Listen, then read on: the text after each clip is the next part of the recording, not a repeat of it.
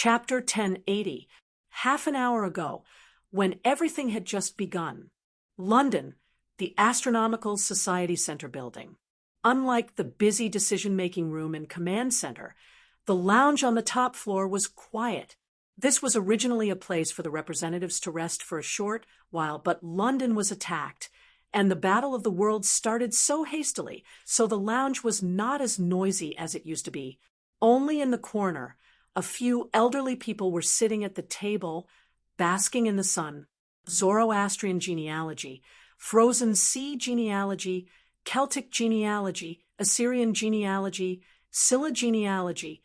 Representatives from various small genealogies or regions were drinking tea and coffee. They could faintly hear the noise in the conference room in the distance. When they talked to each other, they could not help but smile bitterly. In the huge storm, there was also a slightly quiet corner.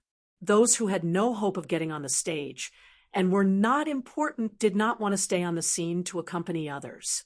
Instead, they came to the lounge with some kind of escaped tacit understanding, trying to temporarily escape from the complicated situation and the pressure of reality during a short break. In the silence, there was the sound of the door opening. Everyone is here. Russell, who was late, walked in briskly. After leaving the medical room, he pretended to put a Band-Aid on his forehead to show his hard work and sacrifice when facing the ruler. He held the copper pipe and waved to the few people beside the table. "Can anyone lend me a light?" "Mr. Russell, you're here too?" The old man in front of the table turned around and was slightly surprised. "Yeah, aren't you guys here too?" Russell pulled a chair and sat down. He found a more comfortable position and asked knowingly, "Can't you stay in the conference room?" "It's too hard." The old man shook his head, causing the few people beside him to nod helplessly. "Yeah, it's really hard." Russell sighed softly. "Seeing everyone's confidence and enthusiasm, I can't help but feel ashamed and helpless when I look back at my own inaction. Celestial genealogy isn't going to get involved." The middle-aged man with slightly dark skin asked, "Who doesn't want to get involved?"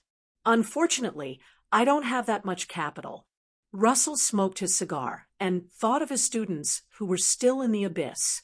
After a moment of silence, he smiled bitterly and said, "I'm just a small man, and there are many things waiting to be done. I'm afraid I won't be able to make it this time. Let's wait a few more years. Isn't there a Mr. Weisher from the new generation who's pretty good?" "Him. You're still too young. Train for a few more years." Russell waved his hand and said humbly, "There will be plenty of opportunities for young people to shine in the future. Didn't the frozen sea lineage also nurture a lady of storms? I've been hesitating recently whether or not I should let Laura accept the recruitment and appointment of the command bureau." The bearded man, whose skin was full of traces of sun and frost, shook his head and sighed. "I can't limit the future of the children because of my own selfishness, but when I look back and see the expectations left behind by the deceased teachers, I feel that I'm so useless that I can't even keep the seeds. How embarrassing is that? Young people always have their own choices. Why don't you ask her? Besides, even if she's in the command bureau, she's still a member of the frozen sea lineage, isn't she?" Russell said a few words of comfort, and the other party just nodded slightly and continued to drink his whiskey. Everyone was just complaining to each other.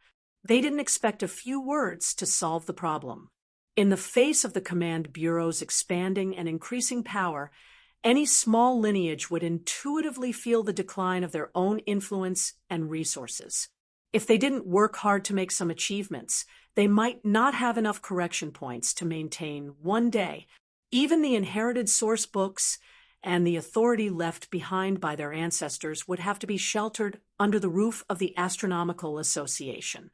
When that time came, they would lose their independence and simply become a subsidiary of the Astronomical Association, existing in name only. Even if they had a fierce tiger in their heart, they would be limited by their own ability and foundation, unable to do anything. Or they might as well be lying flat: materials, education, source books, miracles, alchemy, funds. In order to revitalize a lineage, there were countless things needed, but there were also risks and sacrifices. Under the shadow of the Astronomical Association, in the cracks of the P5, not everyone had Russell's luck to be able to grasp the good cards left behind by their predecessors. Also, not everyone had Russell's determination to restore the glory of the past at all costs. Now, when the curtain was slowly lifted, everyone could only sit below the stage and watch the important characters shine on the stage. But happiness and sadness were other people's and never had anything to do with them. Otherwise, they wouldn't have to sit here and bask in the sun at this time. They could only hope that in the coming days, there would be a chance to stand out and win. Otherwise, decline would be a distant and inevitable result. There's still a long way to go. There's no need to rush. Luo Su took a puff of his cigarette and comforted, "Who knows, maybe a big surprise will suddenly appear in front of you, right? You have to have hope." "Then I'll count on your auspicious words." The representative of the frozen sea lineage raised his glass slightly and drank it. Thanks to Russell's explanation and comfort, the slightly dull and gloomy atmosphere in the lounge disappeared without a trace. Those who had no fate with the stage quietly basked in the sun and tasted tea and wine in this warm afternoon. When everyone looked at the world outside the window, they spontaneously felt a sense of identity as they hugged each other for warmth in the wind and rain. Wasn't this what friends were like? They had to have been in the same situation before they could understand each other. In this subtle and relaxed atmosphere, they reached a lot of cooperation intentions and consensus. It wasn't a waste of time. When the cheers and noise downstairs finally reached upstairs, the short break came to an end. "Looks like it's over." Russell raised his eyes slightly and looked downstairs, as well as the joy on the faces of the people running in the corridor. "Yes." The person next to him nodded. "It seems to be a good result. Then let's go back." Russell got up, put out the fire of the cigarette, and smiled. "We have to offer applause and cheers for the heroes. No matter what, it was time to go back." However, when they walked out of the door and came to the corridor, they noticed the strange expressions of the people around them. That kind of strange look of shock and doubt gradually made everyone at a loss. Quite a number of people actually took the initiative to nod their heads in acknowledgement. "What's going on?" Someone asked in confusion. "Did we miss something? It can't be a big deal, right?" Russell walked in front and answered indifferently, "What is it? We'll know when we go back." Did we suddenly become the protagonists? This joke made everyone laugh out loud. After shaking their heads, they ignored such a ridiculous guess and walked in the direction of the central conference room of the decision-making room. However, the further they went, the more they could feel the strange atmosphere. The reverence in many people's eyes was as if they were not a group of representatives who skipped work to drink tea, but heroes who returned from a journey. And why everyone seemed to be looking at him. Russell's heart sank, and he suddenly had a strange guess. This familiar feeling of being cheated, he subconsciously took out his phone, and before he could see the messages that were piling up on the screen in silent mode, he heard countless cheers after the door opened. The unprecedented, enthusiastic applause was like a wave coming in their faces, causing them to be stunned in place. In this jubilant atmosphere, these bewildered and confused expressions made them seem like intruders who didn't fit in at all. They couldn't understand what was going on at all. But before they could react, they saw the team led by the 5 major lineages walk up. At the front, the skinny old man was stunned for a moment. Before he could say anything, he subconsciously squeezed out a smile and wanted to reach out his hand, but Feathered Serpent casually patted his shoulder and pushed him away. Then she went straight to Russell, who was quietly at the back. She grabbed both of his hands. Brilliant, really brilliant. Feathered Serpent did not hide her admiration and admiration. I'm afraid only Mimir can come up with such a strange plan, right? Luo Su, this time everyone has been ruthlessly tricked by you. Yes, the Archbishop congratulated him. I didn't expect celestial genealogy to have such a foundation and ability. It's really amazing. Such courage and bravery, as expected of the successor of the Utopia. A series of praises and compliments surrounded the dumbfounded old bastard. In this chaotic situation, he subconsciously glanced at Mystic Bird, who was not far away, holding a teacup and watching the show. What the hell? What's going on? What the hell is going on? Why don't I know anything? The old man raised his eyebrows slightly as if he had understood something, and his expression instantly became very interesting. However, his lips opened and closed silently, and he mouthed the key words to help him out. Why sure in an instant? Russell's little hand trembled, and his heart skipped a beat. His eyes subconsciously darted around a few times, and after not seeing any obituary, he secretly heaved a sigh of relief. Then, under everyone's respectful and passionate gazes, that slightly dull expression seamlessly connected with some kind of ambiguous and mysterious smile. It was as if he was holding the pearl of wisdom and had a card up his sleeve. Aya, you flatter me. Russell waved his hand reservedly and inadvertently touched the Book of Destiny in his arms. It's just a small matter. I'm just doing my part. Aya, I watched that child Huaisher grow up. He has been promising since he was young, and now he has finally made some modest achievements. As his teacher, I'm really honored. Aya, celestial genealogy has always been like this. We suffer first and enjoy later. As the saying goes, we are willing to sacrifice and contribute. There's nothing to say. This is our duty. There's no reason to spread it everywhere. Everyone look at me. Am I not very normal? I'm used to it. I've long been used to it. Thus, he skillfully touched the feathered serpent's hand and shook it vigorously. Although he didn't understand what was going on, it was right to act cool. However, when he turned around and saw his little friends who were lying flat together with him, he couldn't help but smile crookedly.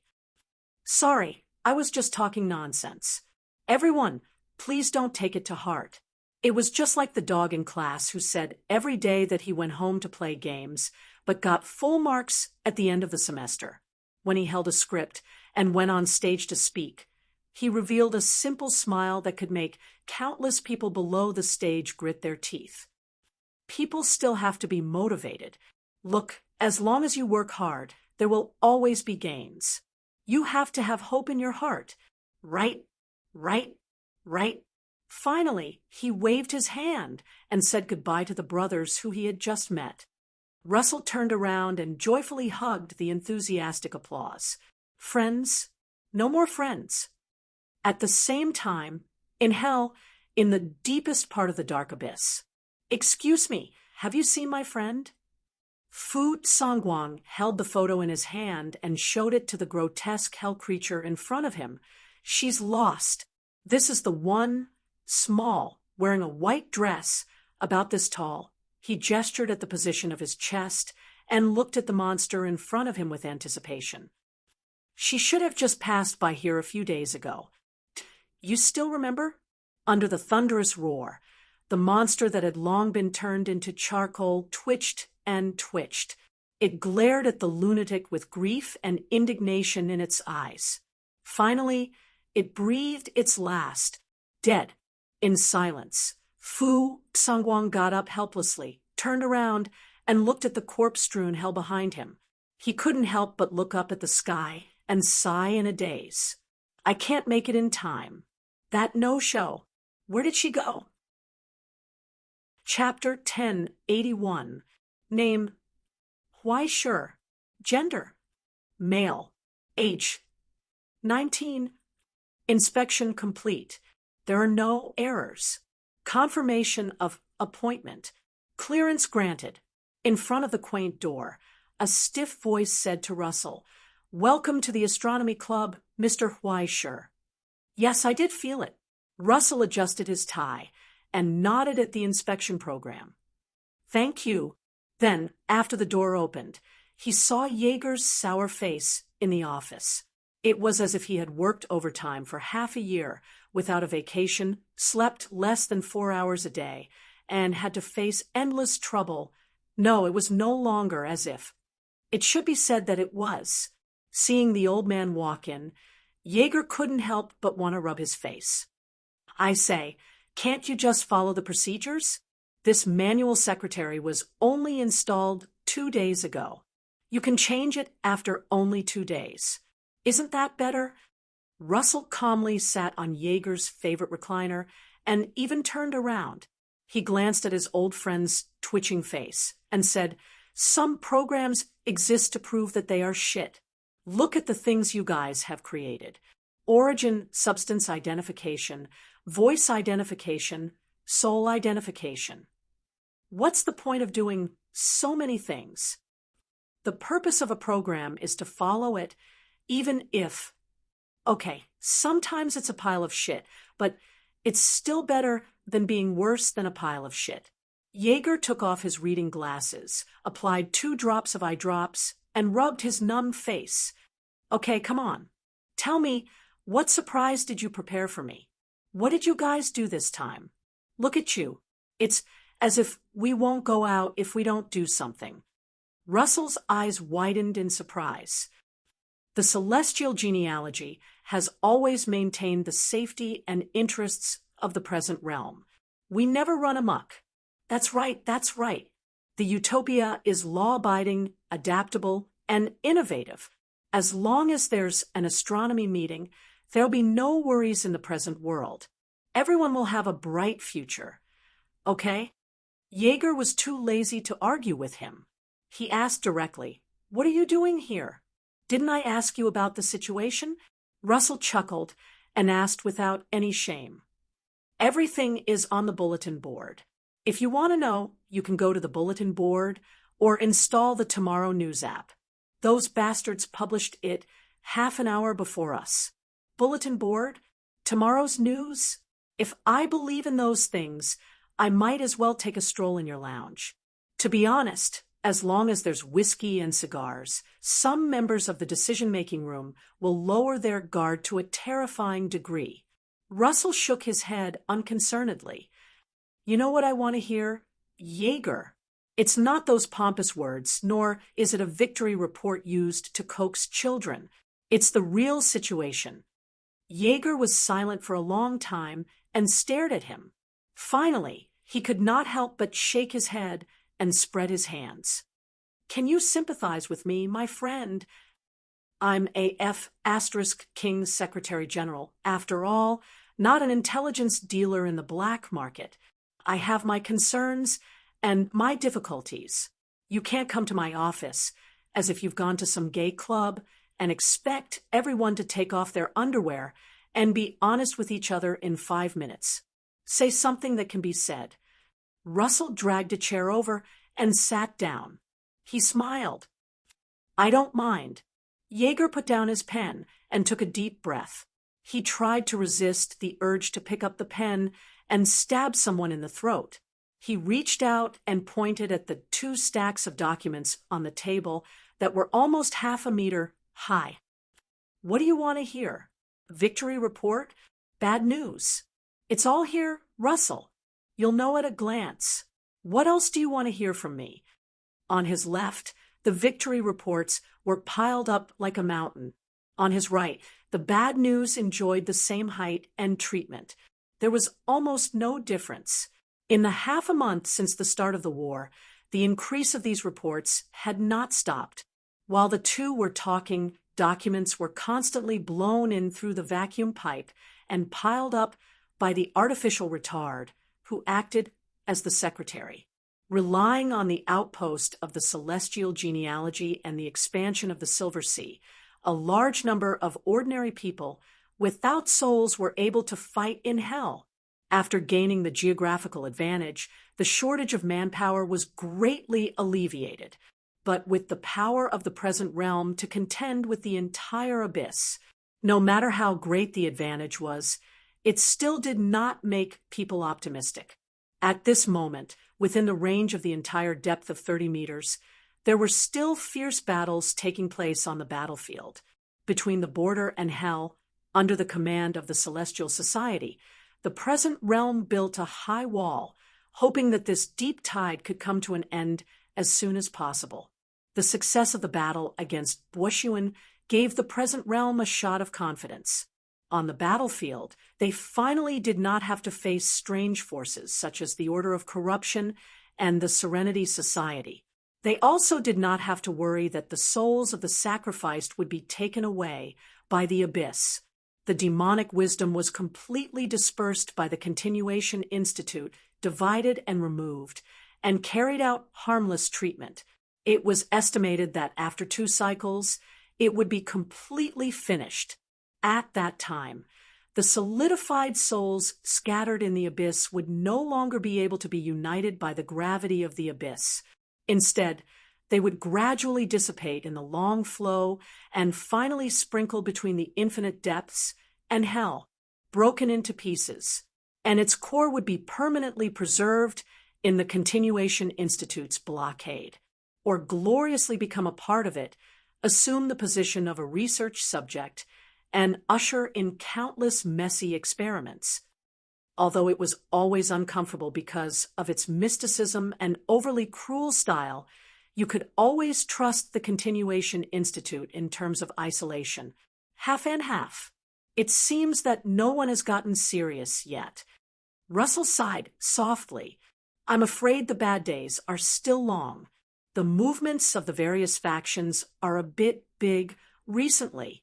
It really makes an old man like me flustered. Flustered? Ha ha. Jaeger couldn't even be bothered to sneer. Even if the various factions were powerful, they had paid a lot of blood in the battle against Boshuan. Even if it was compared to the rich achievement of permanently eradicating one of the elements of destruction. After all, many sacrifices were no joke. It was also during this period that all the factions had completed their internal replacement. Aside from the 3 who were nearing the end of their lifespan or were on the verge of solidification, the other sacrifices had more or less left their own legacies or simply were reborn with the blessings of the gods, dragon veins, and all kinds of secret methods to preserve themselves.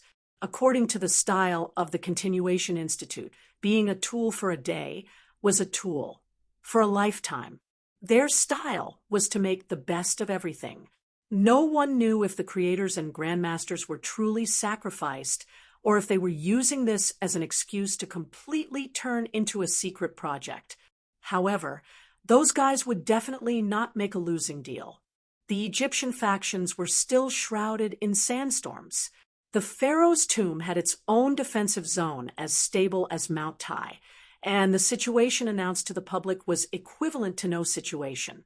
Aside from the special envoy stationed by the Directorate of Defense to ensure the stability of the situation, nothing else was known. But even if the sky fell, it would not be their turn to be in trouble. After all, during the battle, in order to protect Prince Seth, Egypt had actually taken out 6 relics of authoritarianism in one go. The wealth of the family was so rich that even the Directorate of Defense was shocked. With the cultivation points earned, the Pantheon of Rome gave birth to 3 crowned gods in one go: Minerva, Venus, and Aphrodite. The Imperial Guard began its 3rd expansion and recruitment and began to participate in the disputes on the front line. The Americans no longer concealed their actions and took out the war weapon that they had been preparing for decades, the heart of extinction, the solar ephemeris. The official report of its use had been sent to the desk of the Directorate of Defense, and many people had been arguing over it these days. The Russian Federation's Knights of No Return was once again reorganized, and 6 holy spirits were sent down in one go. The Archangel Legion was also completely unsealed. As for Dongsha, Apart from announcing that the Chun-Jun plan had entered the second phase, they only made a few announcements about the internal member changes, but the waves that had been stirred up had not calmed down yet. In the two announcements about the appointment and dismissal of members, the first was that the old man of the Gen family had reappeared and awakened the relic of authoritarianism, the snake-slaying sword, as the commander of the frontline battle. Fu Songguang had officially retired, and the temporary replacement of the Qilin's position and the coordination and management of the defense area was a rank 5 crowned god that no one knew. None of the information was known, and the only thing that was revealed was his code name. Chaos. Suddenly, without any warning, a peerless powerhouse jumped out from a crack in the rock. This was F*King. Ridiculous. The continuous actions broke the situation that had been in place for a long time. For a moment, no one could predict the trend and direction of the future, and no one dared to act rashly. You've pretty much heard everything that you wanted to hear. Jaeger paused for a moment and asked meaningfully, "Next, you should say something that I want to hear, right? Wow, your Directorate of Defense is so big, and it's the new year. Why are you arguing with a child like Huaisher?" Russell was stunned. "Look, he's already advanced. Do you think he'll spit out the correction points for you? This kind of thing isn't over just by putting it in your pocket. There has to be an explanation." Jaeger's expression was solemn. Besides, even with the size of the Directorate of Defense, the correction points are precious war resources.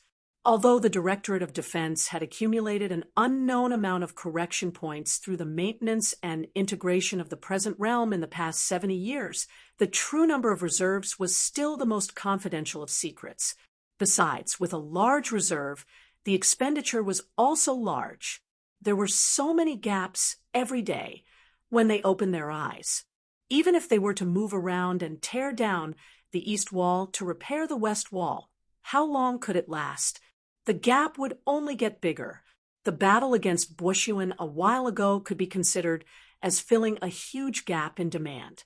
Not only did it expand the range of the Silver Ocean, it also greatly strengthened the stability of the present realm's defense line. And to this day, it was still creating a steady stream of correction points to supply the consumption of the war. If it weren't for the fact that the strategy really didn't allow for rash advances, Jaeger would have already wanted to usurp the Continuation Academy and kill another. It would be best if he could kill the rancher. Everyone could live a few fat years, and everyone could drive a Bentley and receive another 50 months' salary. Wouldn't that be perfect? Unfortunately, the ideal was plentiful, but the reality was too harsh. Therefore, Jaeger could only think of another way. Now, he glared at Russell with red eyes, and thousands of words only wanted to condense into one sentence. Motherf *Cur, refund, and Russell began to talk about it left and right. It was impossible to pay for the money. The landlord didn't have any surplus food. So how could he expect him, a long-term worker, to contribute? He thought about it. The wool comes from the sheep's back. If he wanted to solve this problem, he could only use the tool Huaisher to take the blame. Speaking of which, he rolled his eyes and suddenly asked, "Recently, the Continuation Academy seems to be doing something new." Jaeger's expression twitched. "You see, the child doesn't have a job. He eats and uses the things at home all day long. Idling around isn't a solution. If you ask him to pay back the money, what can he come up with? In the end, he still needs a job, right?" Russell held his chin and smiled. "Why don't you arrange it?" Chapter 1082. Unexpectedly, the arrival of the second natural enemy caused the atmosphere in the camp to become even more solemn. During this silent meal, no one spoke. After they finished eating, no one left. They sat in their chairs and waited quietly. Lu Jia, who was in charge of lunch, didn't say anything either. She calmly served everyone tea and fruits before sitting down. In the unbearable silence, Only the general leaned back in his chair and lowered his head indifferently. He took out an aluminum tube from his pocket and skillfully bit off the other end of the cigar. Then he tilted his head and lit it with a lighter.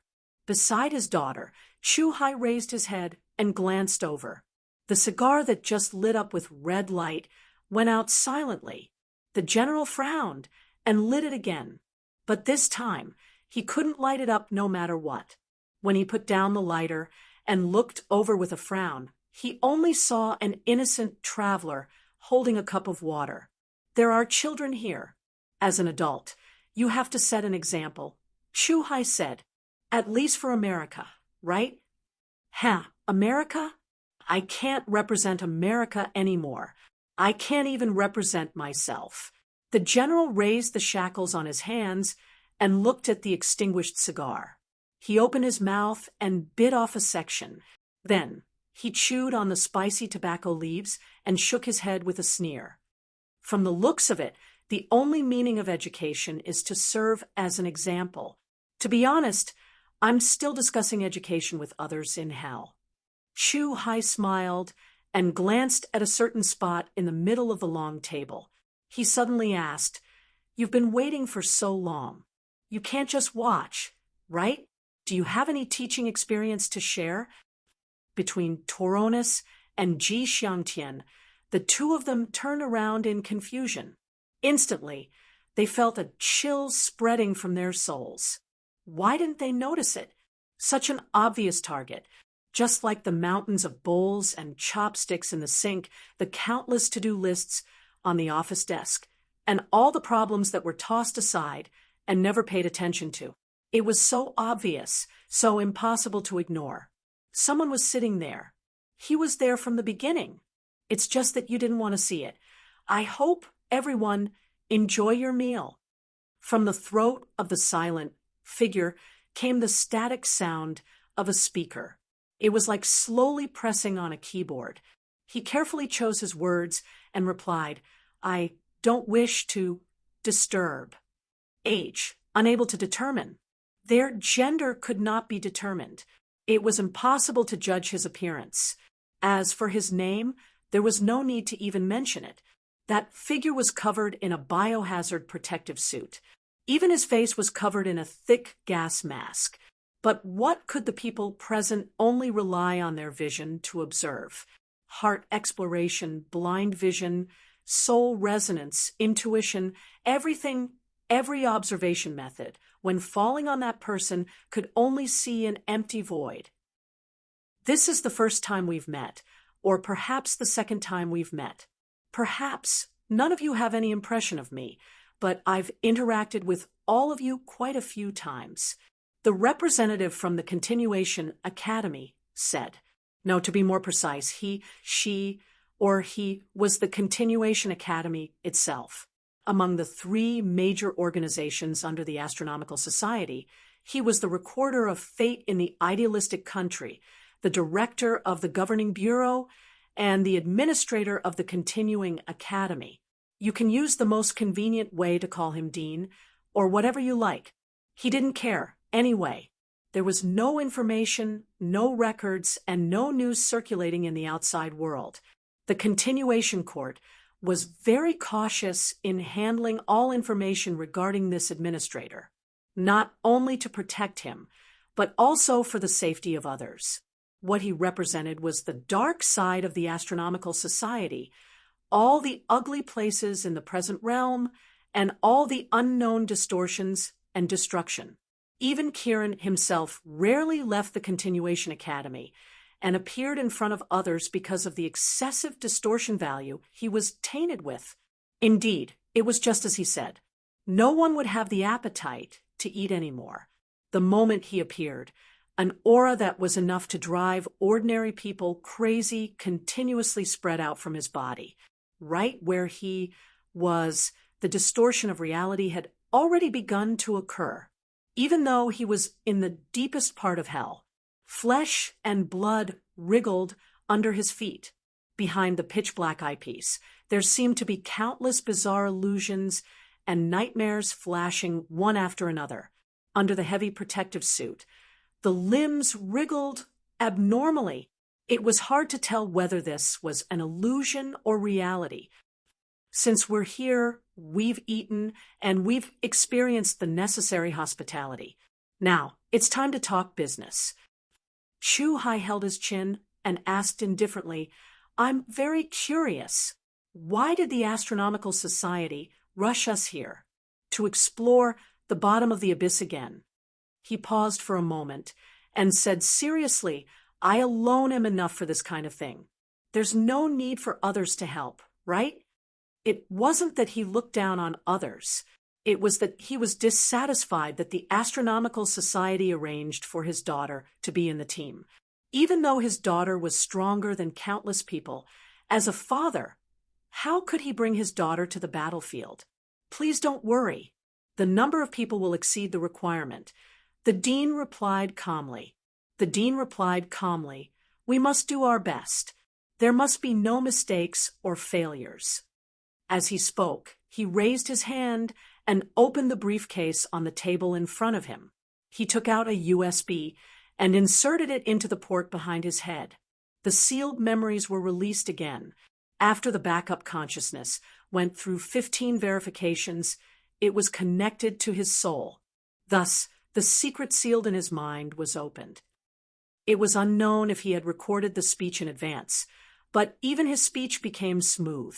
I've gathered everyone here for the most crucial battle plan of this War of Worlds.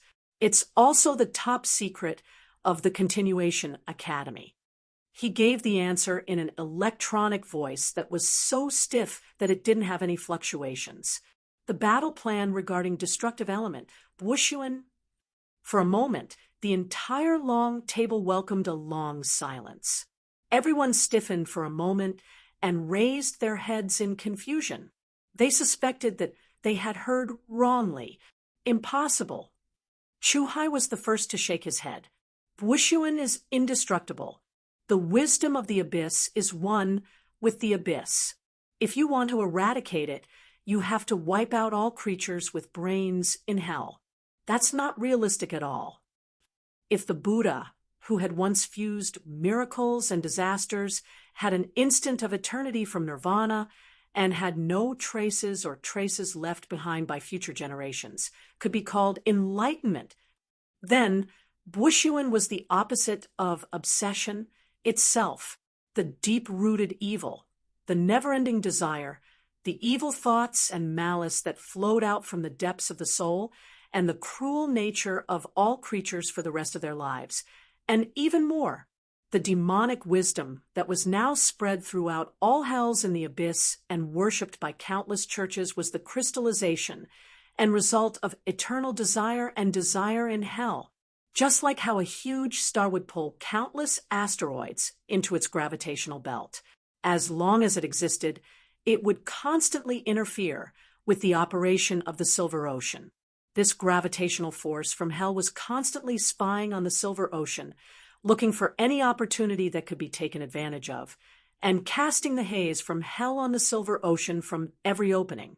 As the former guardian of the Silver Ocean, Chu Hai couldn't be more familiar with its existence.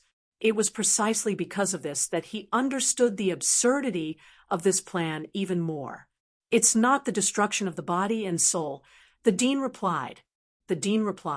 Dismantle, dissect, decentralize, contain, seal, and finally neutralize. Even though the element of destruction still exists, it doesn't have the ability to cause harm.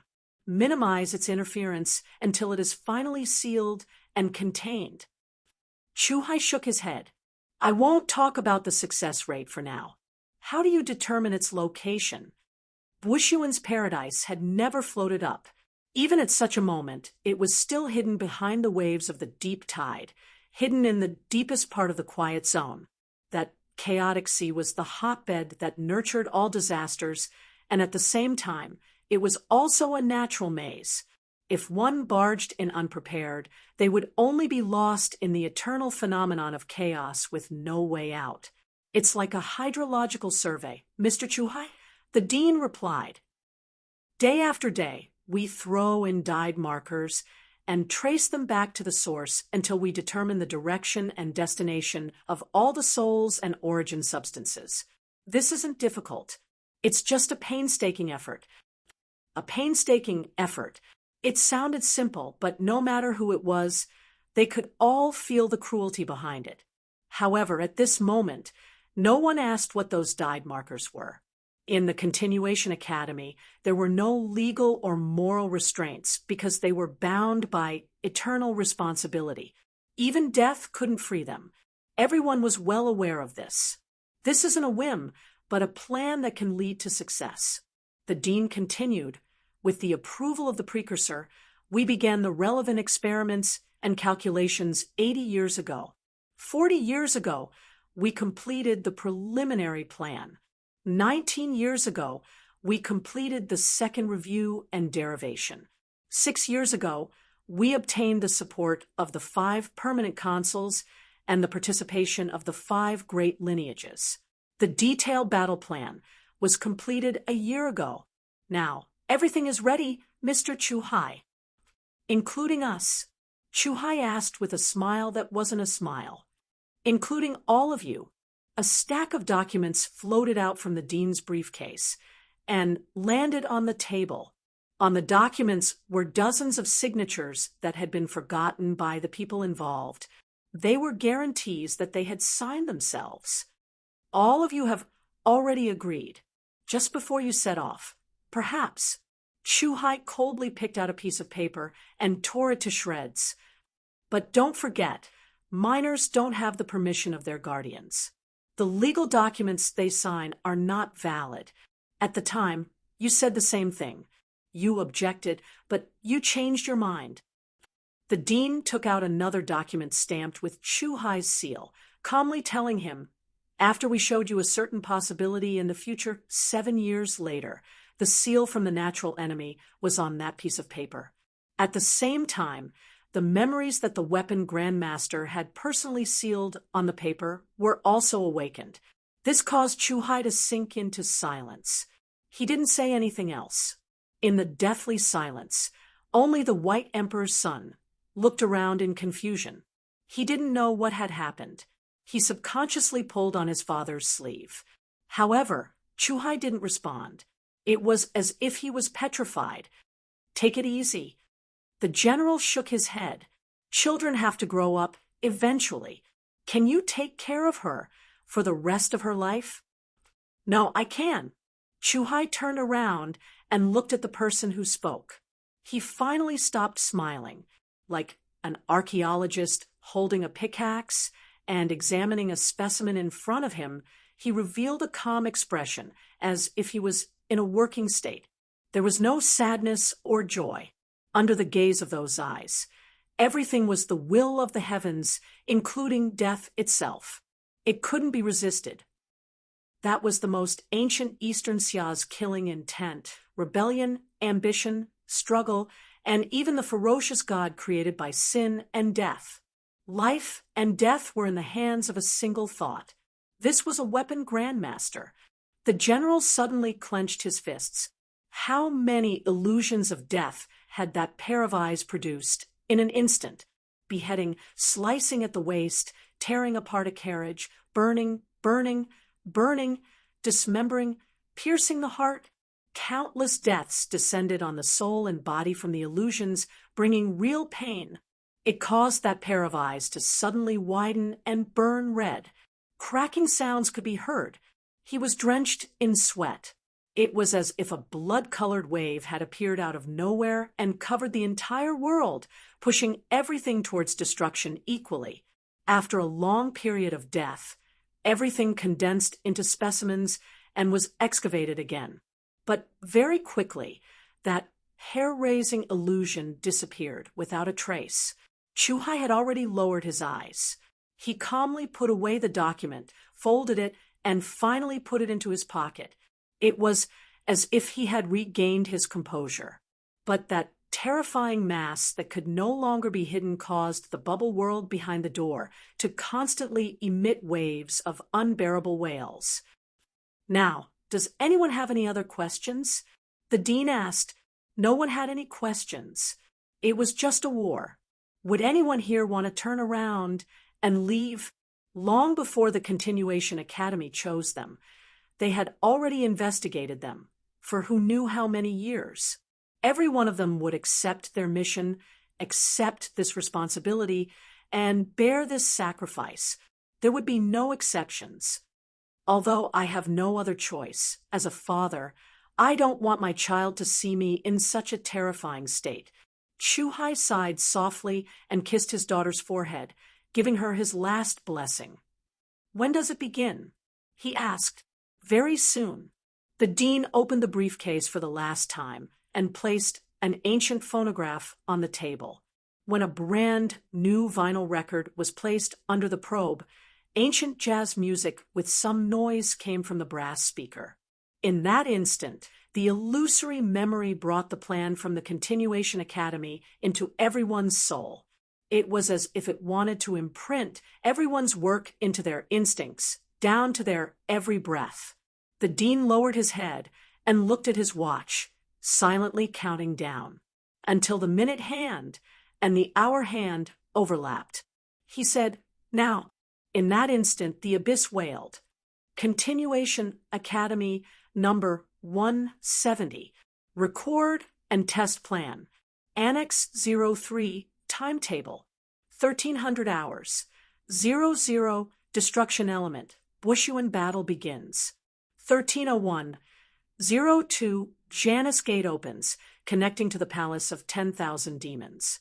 At the same time, witness destruction element. Bushuan. At the same time, battle begins. Activation. 1301. 07. Jixiang Tian dies. Mars is heavily injured. Wolf Blood Sword is damaged. 1301. 10. Lucius dies.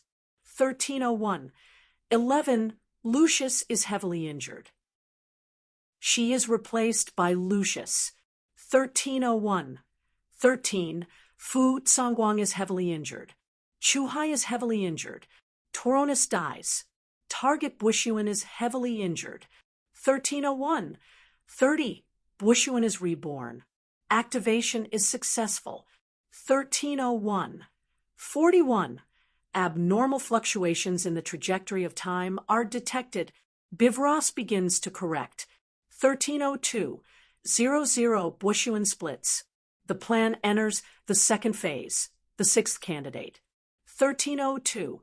01. Alvin Hay dies. Tippy Uric dies. Surtur dies. 1302. 10. Fu Tsangguang dies. Bushuan is heavily injured again. At 1302. 36. The secret ritual was activated. The cherubim died, and the staff of Gabriel was completely destroyed. 1302. 59. Continuation Academy's descent phase ends. 1303. 01. Creator Jirut dies. Creator Herman dies. Grandmaster Manwin dies. 1303. 03. 1303. 09. Chuhai destroys Bushuan's core for the fourth time. At the same time, the plan enters the third phase. 1303. 39. Destruction element. Bushuan disintegrates. Deconstruction is complete. 1303. 40. Destruction element. Bushuan containment ends. At the same time, confirm the silencer's reaction. The battle ends. 1303. 50. Retreat ends. 1304. 10. Bushuan's remnants erupt. Deep blowout begins. 1305. 00. Demonic corruption spreads. 19. 9 o'clock. Impact arrives. Bivros 6th, 19th, and 21st links are damaged. 21. 00. 00. Observation record ends. Late at night, London. Why sure woke up from a dream. In the hospital bed, he propped himself up in confusion and looked out the window. In the night sky, stars suddenly fell like rain. So beautiful, like tears. Chapter 1083. The funeral would begin 2 days later, at 6 o'clock in the afternoon. because the Continuation Institute hadn't finished its work and there were still many things to prepare. This funeral was only announced internally and not publicly.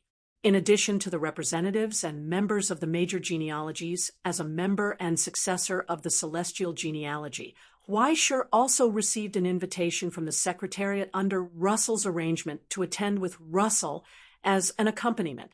As expected, the atmosphere was solemn.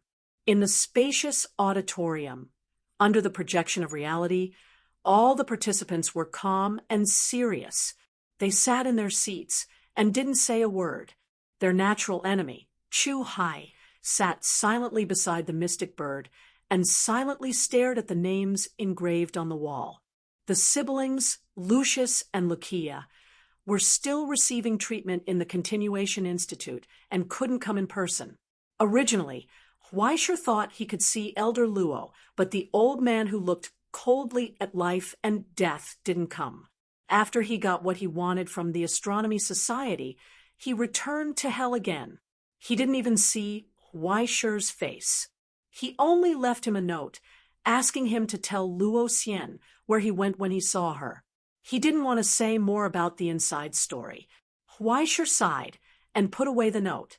He raised his head and looked at the stage. The slightly late Jaeger looked extremely haggard. Too many things had happened in the past few days, constantly tormenting his spirit and endurance. However, Jaeger was still an ordinary person. Even if he had the technology of the Astronomy Society, it was still limited. If it wasn't for the little bit of rest time, there would be one more person on the list today. Today, we gather in one place to remember the heroes who passed away. May their souls live forever and take care of the world. In the silent auditorium, only the hoarse voice echoed. He recited every name that passed away so forcefully, as if he was using all his strength to squeeze the words out of his lungs. In the solemn atmosphere, only the low voice echoed. Their sacrifice wasn't in vain. Because of their dedication, the element of destruction, Boishuan was successfully contained. More than 200 abyssal orders collapsed as a result, and countless abyssal orders fell into eternal slumber. The dream disease, omega sadomasochism, deep syndrome, mind fission, and many other elementium plagues and memes have been eradicated. The total number of people who were saved was more than 164,000, and there were even more. As a result, his cultivation value had already reached 46%, and it was still increasing slowly. These are the treasures they left behind, and they will be the lights that will guide us forward. Weischer did not hear the rest of the words clearly. It was too suffocating. As a result, he gradually fell into a trance during the long period of listening. After a long time, Russell patted him on the shoulder and woke him up. Only then did he realize that the auditorium was empty. Everyone had already left. Only he and Russell were left sitting there, staring at the names engraved on the metal. "Is it over?" Weischer asked blankly. "What else?" Russell asked, "Let's go, Weischer. I still have work to do in the afternoon." Weischer didn't say anything. Since 2 days ago, in the long period of shock, he still hadn't recovered from the brief announcement. After removing the irrelevant embellishments, the straightforward results were too cold. It always made people feel depressed and unable to get rid of the knot in their hearts. He even suspected that those guys from the Directorate of Defense did it on purpose. There was a sense of step-by-step indifference. It was unpleasant. "Isn't this a little too cold?" He sighed tiredly. "Isn't that how bureaucracies are?" Russell shook his head. Comparing the results, it's all worth it. Weischer, you have to learn to accept reality. Besides, who would be surprised by something that was already expected? Weischer stiffened. "What do you mean?" "Do you know what the Continuation Institute style is? It's not a sure thing, but a foolproof one." Russell sighed. "They don't usually speak, but once they do, as long as they follow their plan, there's absolutely no problem at all. Unless it's absolutely safe, they won't act rashly and take any risks. If the Directorate of Defense is a centrist and balanced party, then they and the Utopia are absolute opposites. But have you ever thought that after so many years of planning, there would be so many sacrifices? In a hurry, Weischer only felt a buzzing in his head. It was hard to understand. What do you mean? The literal meaning. Weischer. The list of sacrifices was destined from the beginning. Russell replied straightforwardly. Maybe when the timetable was written, the battle against Bushuen hadn't even begun yet. If you ask me, most likely each of them had already received the news of their death before they set off. Even according to the style of the Continuation Institute, the time of death might be accurate to the minute and second. Everything is part of the plan. Why sure? All sacrifices are meaningful, and all deaths must belong to someone. Their funerals have been held long before they set off. What's here today is just a process, an announcement, an official answer, a notice to everyone who should know. Other than that, there's no meaning. Russell paused for a moment, sighed, and looked at the distant sky.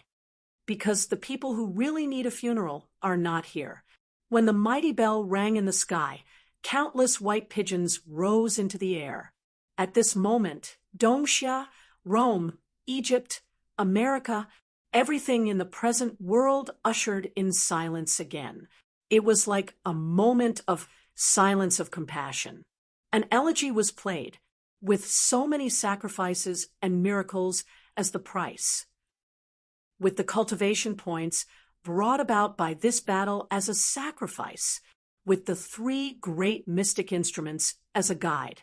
In the deepest part of the Astronomical Association, the light on the Silent One's steel was lit up again. The projection of the silver sea appeared again. The sea of souls that gathered all humans surged with brilliant waves, and the sound of the waves was like singing. The power to correct the world was once again operating here. It caused waves to appear in the eternal sea of brilliance again. It was towards the border defense line that was still burning with the flames of war. On the endless sea, in the eternal fog, in the iron rain of the wilderness, and between the burning mountains, it was also towards hell. The pioneering teams buried between the snow and sharp blades, the lonely people lost in the depths, and the fearless people who snuggled together with a smile and hugged each other to death. In the battles that started not long ago, in the wars that would continue into the future, the tranquil ripples from the present realm slowly expanded. Just like a late mother, it gently opened its arms and hugged every wandering lonely soul, soothing the sadness and despair on all the empty faces. Finally, it smiled and held their hands. They stepped on the way home. From now on, there would be no more obstacles on the way home. Half a month later, in the deepest part of the Dragon Vein in Doomsday, a mighty roar echoed. In the brilliant flames flowing underground, an ancient stone altar slowly rose. Under the support of layers of mystic instruments, it emitted a dark light. In the slowly opening spirit coffin, the rich smell of herbs rose with the bubbles. The reborn person slowly opened his eyes. He saw the smiling face of Mystic Bird. How does it feel to be reborn? It sucks. Fu Sangwang panted and shook his head. It feels like I'm running away. What about the others? Are the others okay? Jixiang Tian has reached the end of her life and left her legacy in advance. Awin Hei and Tippy Uret's consciousness have most likely returned to the embrace of the living God. Surtur's solidification can no longer be reversed. He was the first to sign up. I'm afraid. As for the Continuation Academy, they have their own arrangements. We outsiders can't interfere, but they will definitely not let this sacrifice go to waste. Mystic Bird sighed and patted him on the shoulder. Ahai spent a lot of effort to bring you back. Don't let his efforts go to waste. I know. Fu Songguang was silent for a long time and slowly nodded. I just helped to take care of my daughter for a few years, and I have to repay such a big favor. I feel bad. As he spoke, he was about to get up, but suddenly he froze on the spot. Something's not right. In the silence, he looked down at his hands in confusion and gradually widened his eyes. Is there a mistake somewhere? The thunder echo that used to be as natural as breathing had disappeared, and the eternal blessings from the Qilin had been completely exhausted. The stigmata was gone. More importantly, isn't this normal? What's wrong? Xian Niao picked up the camera hidden in his sleeve and pointed it at his old friend's dull face. Come, look here. This is a precious memory. Look at you. You're alive and kicking. Aren't you very, very cute? Buffed. In the silence, it was so clear. In the distance, Quafu, who was poking his head out from behind the door, could not hold it in anymore. He held his stomach and laughed hysterically. He slapped the ground, and suddenly the earth shook. Ha ha ha ha ha. In the reflection of the camera, Fu Songguang looked up, revealing his chubby white cheeks, pink and soft like a little dumpling. He looked at his new body in a daze. What the hell? The former #1 in Doomsday screamed. Why did I become a 2-year-old child? What's wrong with being a child? Children have great potential. Mystic Bird's expression became serious, and he answered earnestly, You don't know the cost of living until you're in charge of the house, right? There's only so much living soil left at home, so you should save it. To be honest, if it weren't for the fact that you can't accept it, I'd like to save some things for you. Old thing, I'll kill you. Fu Songguang roared, jumped up with all his strength, and punched Mystic Bird's knee. Then a crisp sound came from his tender fingers. He slowly bent down. Wah! It was so painful that he cried out. After a short rest and examination, after confirming that it was just swelling and there were no other problems, Songguang was discharged from the hospital. In order to maintain his little dignity, he seriously refused the children's clothes provided by Bai Zhe and still wore his original clothes, but the sleeves and trouser legs were rolled up many times, which looked very strange. As he walked, he would accidentally come out from his collar. A young man with the surname Yuan, who was passing by, said that he was cute. After pinching his face, he walked away, completely unaware of the cold eyes behind him. Damn brat, just you wait. When I level up again, you'll be F***king dead. In Mystic Bird's office, the two sat behind the table again, and finally had time to talk about the end of the mission. Where's Little White? Fu Songguang, who had just sat down, asked directly. She's asleep. Mystic Bird tilted his head and wanted to light the pipe, but after seeing Fu Songguang's current state, he helplessly put down the pipe, which made the former #1 in Dongxia furious again. In order to avoid destroying their many years of friendship, he quickly continued the original topic. Little White is fine, no problem.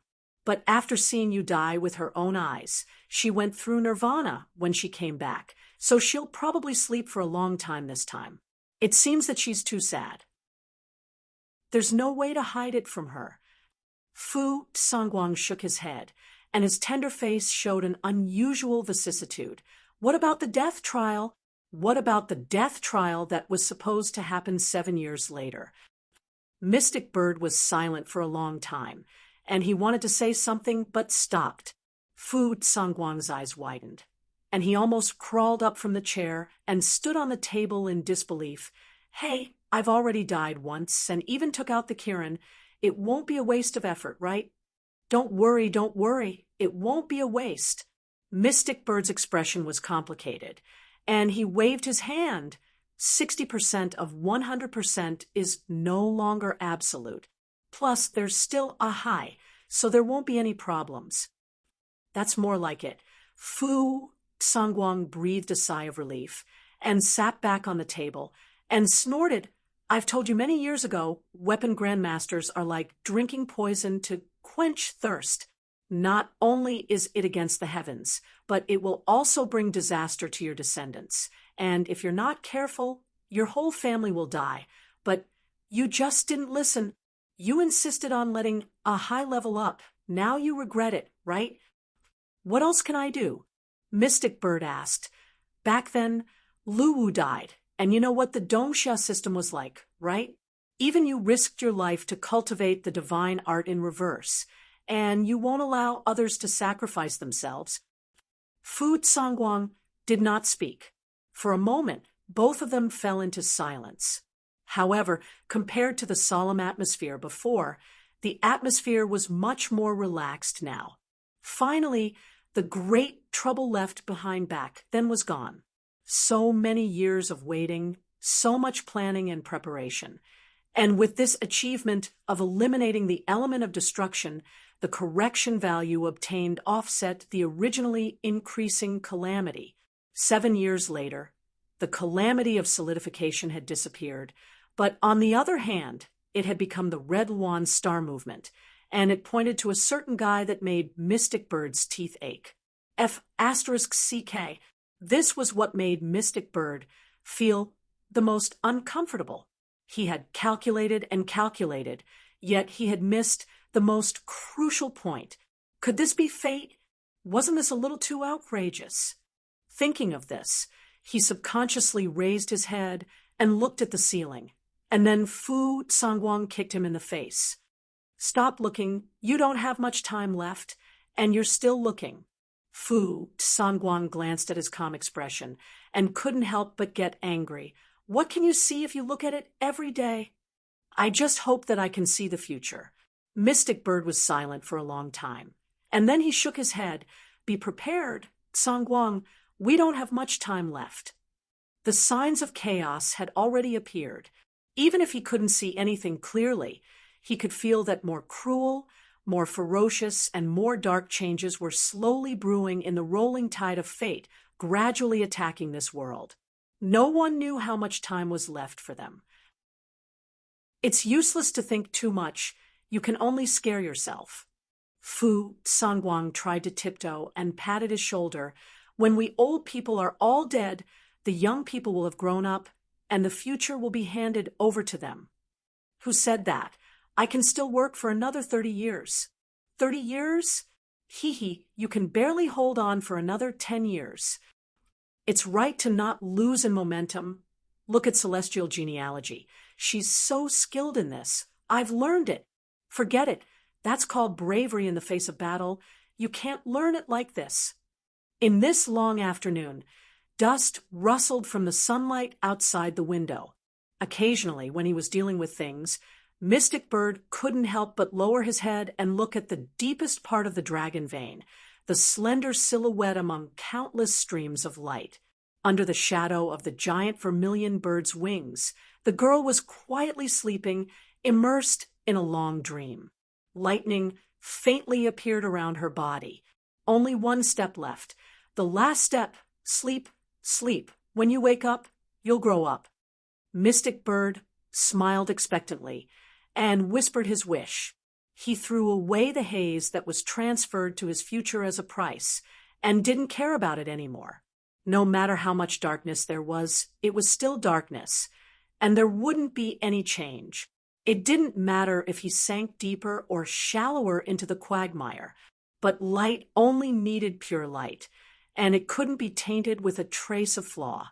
After completely integrating with this auspicious blessing from the Qilin, in at most 10 years, there wouldn't be a second White Emperor's son in Dongxia in this world. Only the youngest natural enemy, White Emperor's son. Chapter 1084. Am I going to be arranged again? Huaishir suddenly shuddered and felt a headache coming on. Her persecution radar was reacting. She was in a trance, and her thoughts were in a mess. The premonition of death flashed by. Could it be that the old bastard is going to harm me again? Mr. Huaishir? Mr. Huaishir? Are you listening? Opposite him, behind the desk, the clerk with sunglasses looked up from the report and looked at him in confusion. Were you distracted just now? No, no, no. Huaisher shook his head and looked around with a serious face. He was full of curiosity. Where is this? It's a secret, the clerk replied with a blank expression. You'd better not ask too much about things you shouldn't know. By the way, have we met before? Huaisher scratched his head and leaned closer to look carefully.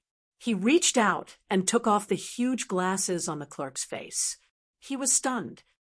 Why do you look exactly like old Lou? Be serious, we're talking here. The clerk slammed the table angrily, took back the sunglasses, and put it back on his face. Who is old Lou? I don't know him. Go back and sit down. Okay, why are you angry? Huaisher returned to the chair, but his eyes were attracted by the scene outside the window. In the faint, festive music, a group of figures in black suits and sunglasses suddenly appeared, carrying a big wooden box. They were singing and dancing, looking at the room through the window and twisting around. It was as if they were waiting for something, happy and expectant. Being stared at like that, Huaisher always had a premonition of uneasiness. He couldn't help but look back. Ahem, what are they doing? He's probably the new handyman. The clerk picked up the form in his hand indifferently. Then, according to the usual practice, I need to ask a few questions first. He paused and showed an expectant look. Suddenly he asked, Name? That's enough. Huaisher slammed the table angrily. If you have something to say, say it. If not, I'm leaving. Okay. Don't worry. The clerk changed his previous coldness and comforted him warmly. Then let's get down to business. Mr. Huaisher, on behalf of the Xingjing realm and the Astronomical Society, I have an important task for you. Huaisher's heart suddenly contracted without warning, especially under the strange gaze of the person behind the sunglasses who resembled Old Willow, as well as the gazes of the strange people outside the window, who were carrying large wooden boxes. He felt that something was not quite right. However, the clerk clapped her hands and gestured. Next, let me introduce you to the participants of this mission. First, we have Madame A.I. Ching, the inspector from the Command Bureau's aerial floor. She will be participating in this mission as the commander. Huaisher was stunned for a moment before he subconsciously heaved a sigh of relief. He looked behind him in surprise. From behind the door, A.I. Ching walked out expressionlessly. She only glanced at Huaisher. It was as if he had never known him. Huaisher smiled shyly. Why are we so distant? We're already so familiar with each other. Do we still have to avoid arousing suspicion? Then he saw another figure walk in from behind the open door. She was young and beautiful, full of vitality like a spring breeze. Huaisher's nerve endings were a little stiff. The clerk, on the other hand, introduced, as if she didn't notice, this is the new silent one from the continuation court, Madame Fui. She will provide assistance when necessary. Everyone can get to know each other. Ahem. Huaisher coughed dryly, and his heart twitched. We'll get to know each other. Yes, we'll get to know each other. Is that so? That's good. The clerk smiled. Of course, the most important person in the team is a creator who has come as a specially hired expert. I hope that everyone can prioritize her safety. He knocked on the bell, stuck his head out, and said, Madam Lily, you can come in. Huaisher was petrified on the spot. He stiffly turned his head with difficulty and saw a woman in a white dress walking in from the corridor. She looked at the people in the room timidly. Finally, she smiled at Huaisher and nodded. Mr. Huaisher, long time no see. Long time no see. Huaisher couldn't feel his expression anymore. He felt that his smile must have been very ugly, under the gaze of the people behind him. He couldn't help but shake on the chair. Mr. Huaisher, The clerk asked in confusion, "Are you okay?" "Ahem, I'm fine." Huaishur replied with a trembling voice, "It's nothing. The mission is important. I'm just a little nervous." "It's okay." The clerk comforted him considerately. "Considering that you're the only combat personnel in the team, it'll be difficult to take care of everything. Therefore, we specially recruited a combat expert. You'll definitely work well together." With his words, the last figure walked in from behind the door and waved at Huaishur. Aren't you going to say hello?" She pulled back her long hair that was hanging on her shoulder and smiled gently. "You're so cold. Huaishur."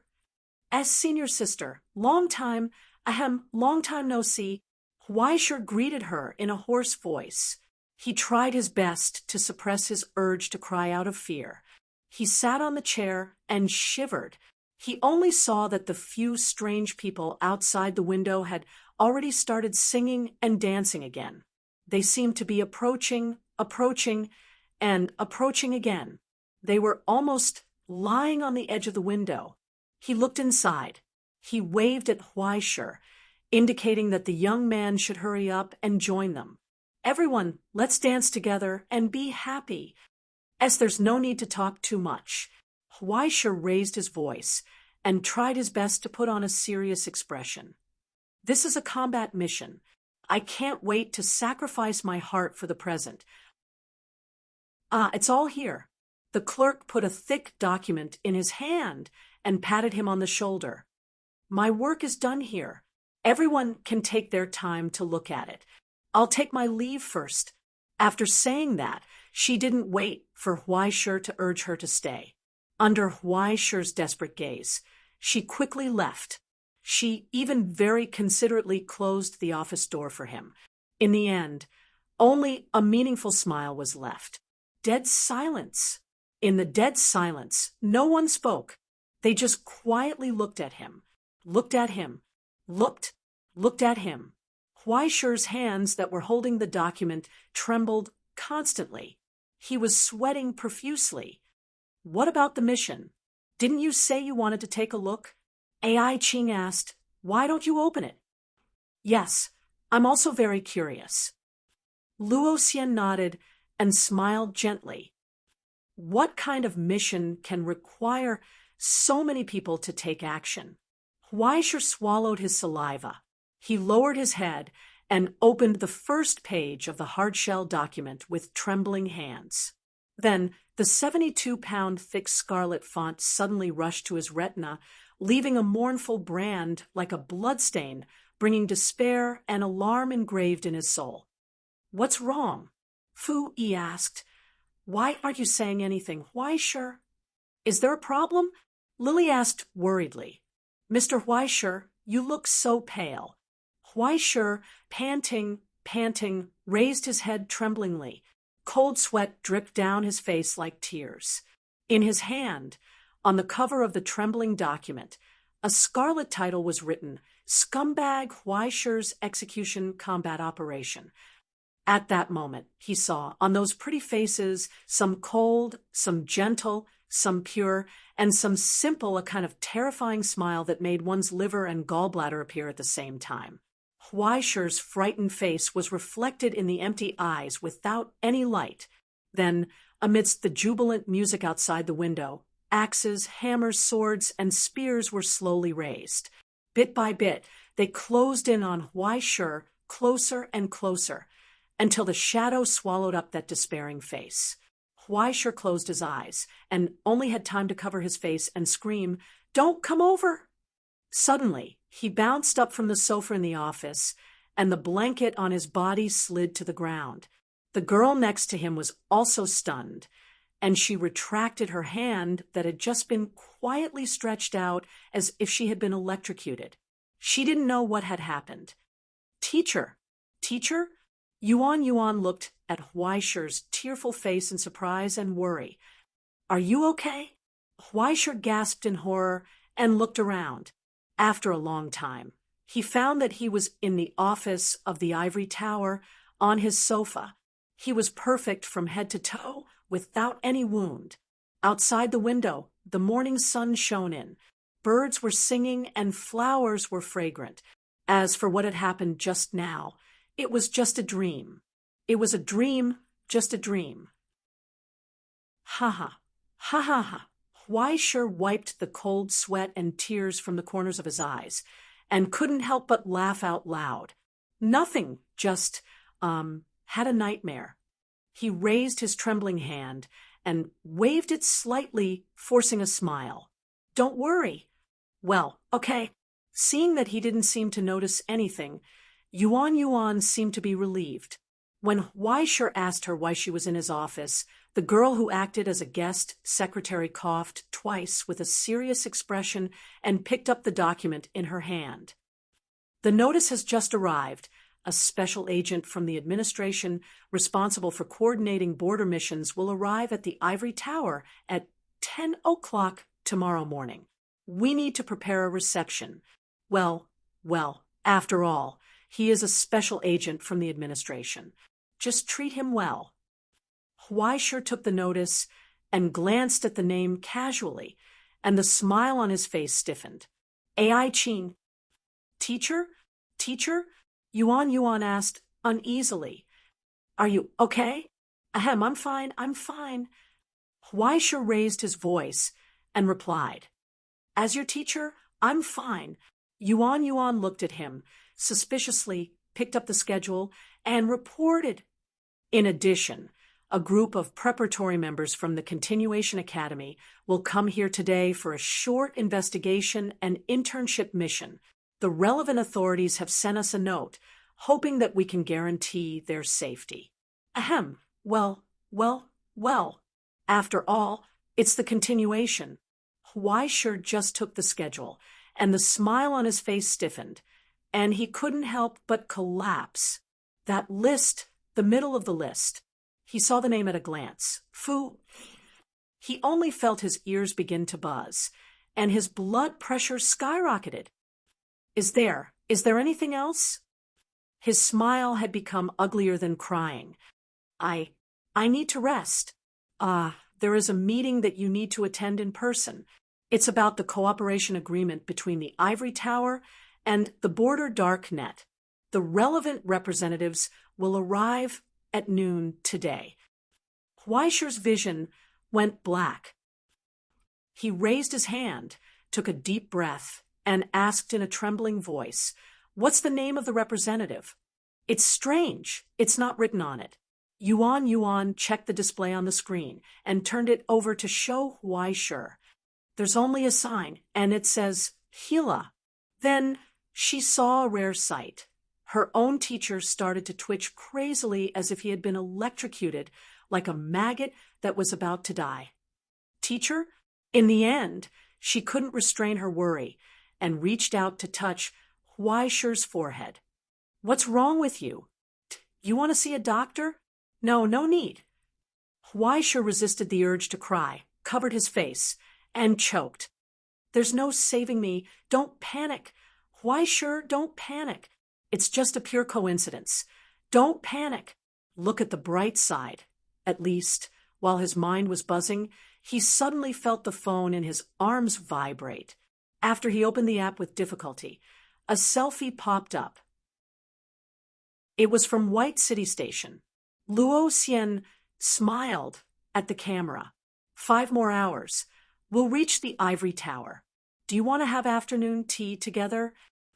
Weisher was sweating profusely. His hands were trembling, and he couldn't stop at all. This is a dream. This must be a dream.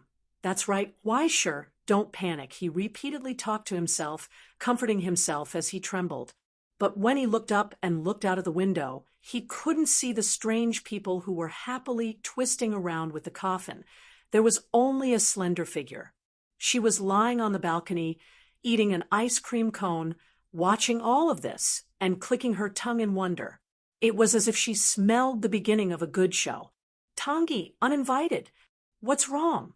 Tangi raised her chin and urged expectantly, Continue, sister. I want to see the next part of the plot. Amidst the silence, Weisher's tears finally began to fall. Goodbye, Feng Shu, goodbye. World, I'm going to die.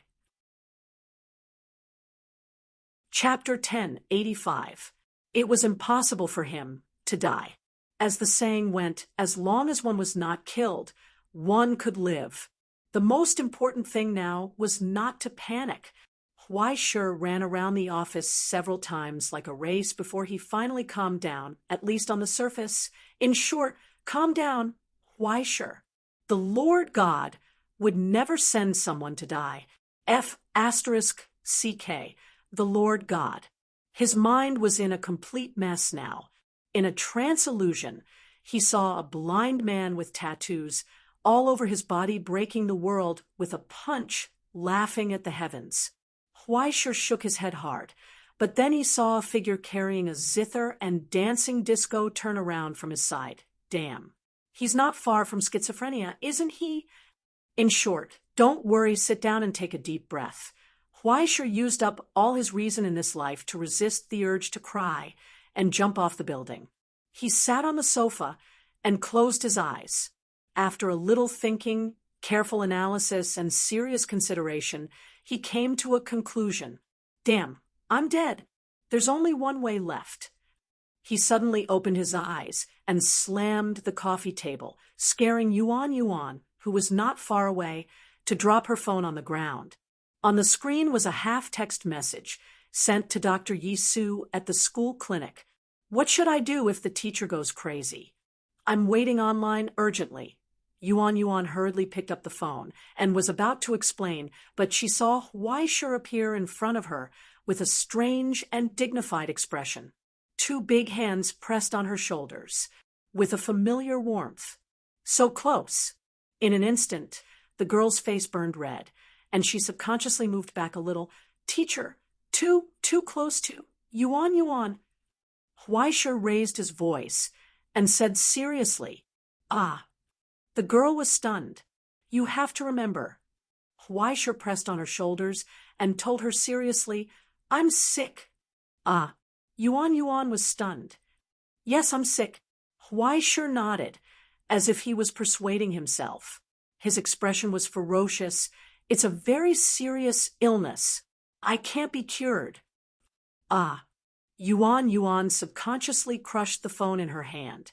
She panicked and didn't know what to do. In short, you must remember to say this no matter who you meet. Last night I had an emergency and had to go to Shambhala for treatment. I'll leave the school to you. Right, where's the box? Where's the suitcase? Right, clothes, where are the clothes? At home, forget it, there's no time, I'll buy them when we get there. After that, Huai Shi didn't care about anything else. He threw the student aside and rushed to his desk. He pulled out his suitcase from below and stuffed it in randomly. Then, he picked up the box and pushed the door open. Finally, he turned around and reminded his teammates not to forget, leaving them standing there in a daze. Unable to react in time, he was simply a hero among the scum. He rushed to the elevator in a few seconds. As soon as the elevator door opened, Lin Zhongshan saw his teacher's disheveled face and disheveled appearance while carrying a suitcase. A familiar feeling suddenly hit him in the face, causing him to finally blurt out the temptation he had been hiding in his heart all along. Teacher, you finally committed a crime and ran away? Kid, don't talk nonsense if you don't understand. Huai Shi slapped the back of his head and frantically pressed the elevator button. Don't ask so many questions.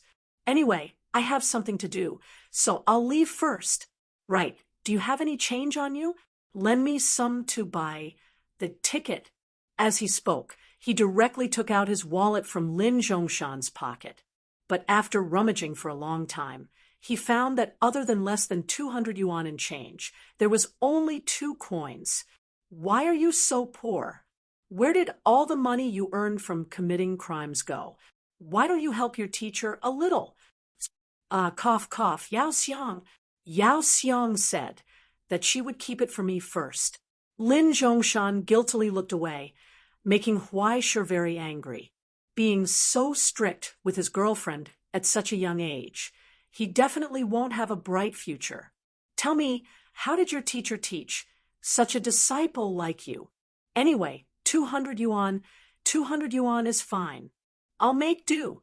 At this time, there was no time to be calculative. Huaisher put the money in his pocket, waited for the elevator to open, and rushed straight out. In the end, Lin Zhongshan desperately pulled him back. Be careful, teacher. You can't escape through the front door, and I have something important to tell you. I almost forgot. Time is of the essence. If there's anything important, wait for me to come back. I can't wait. Listen to me first.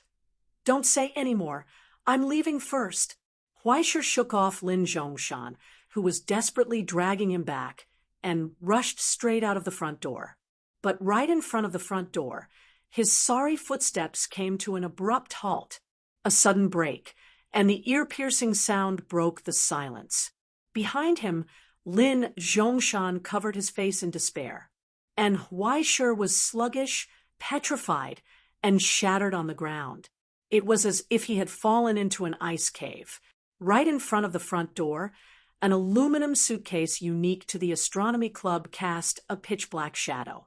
It was just like his tombstone, angular and square.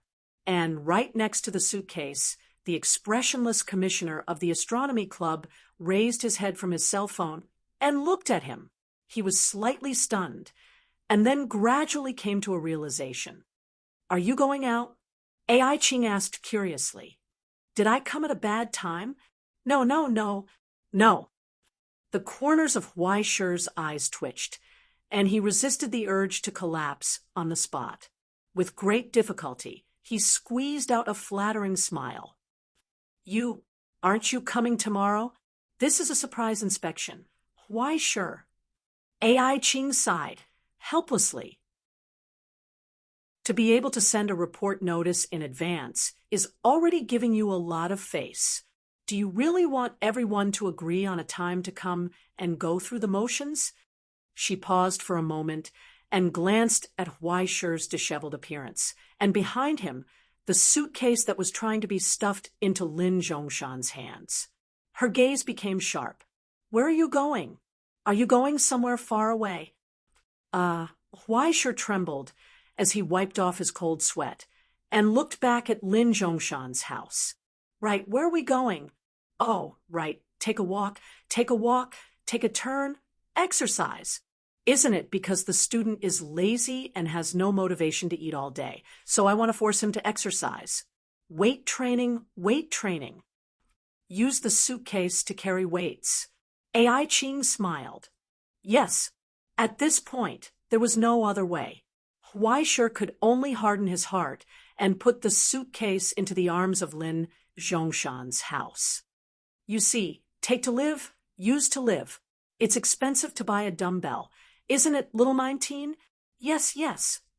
Under the teacher's cold gaze, little 19 nodded like he was pounding garlic. He lifted the suitcase and began to lift weights on the spot. He twitched as if he had been electrocuted, and his posture was vigorous.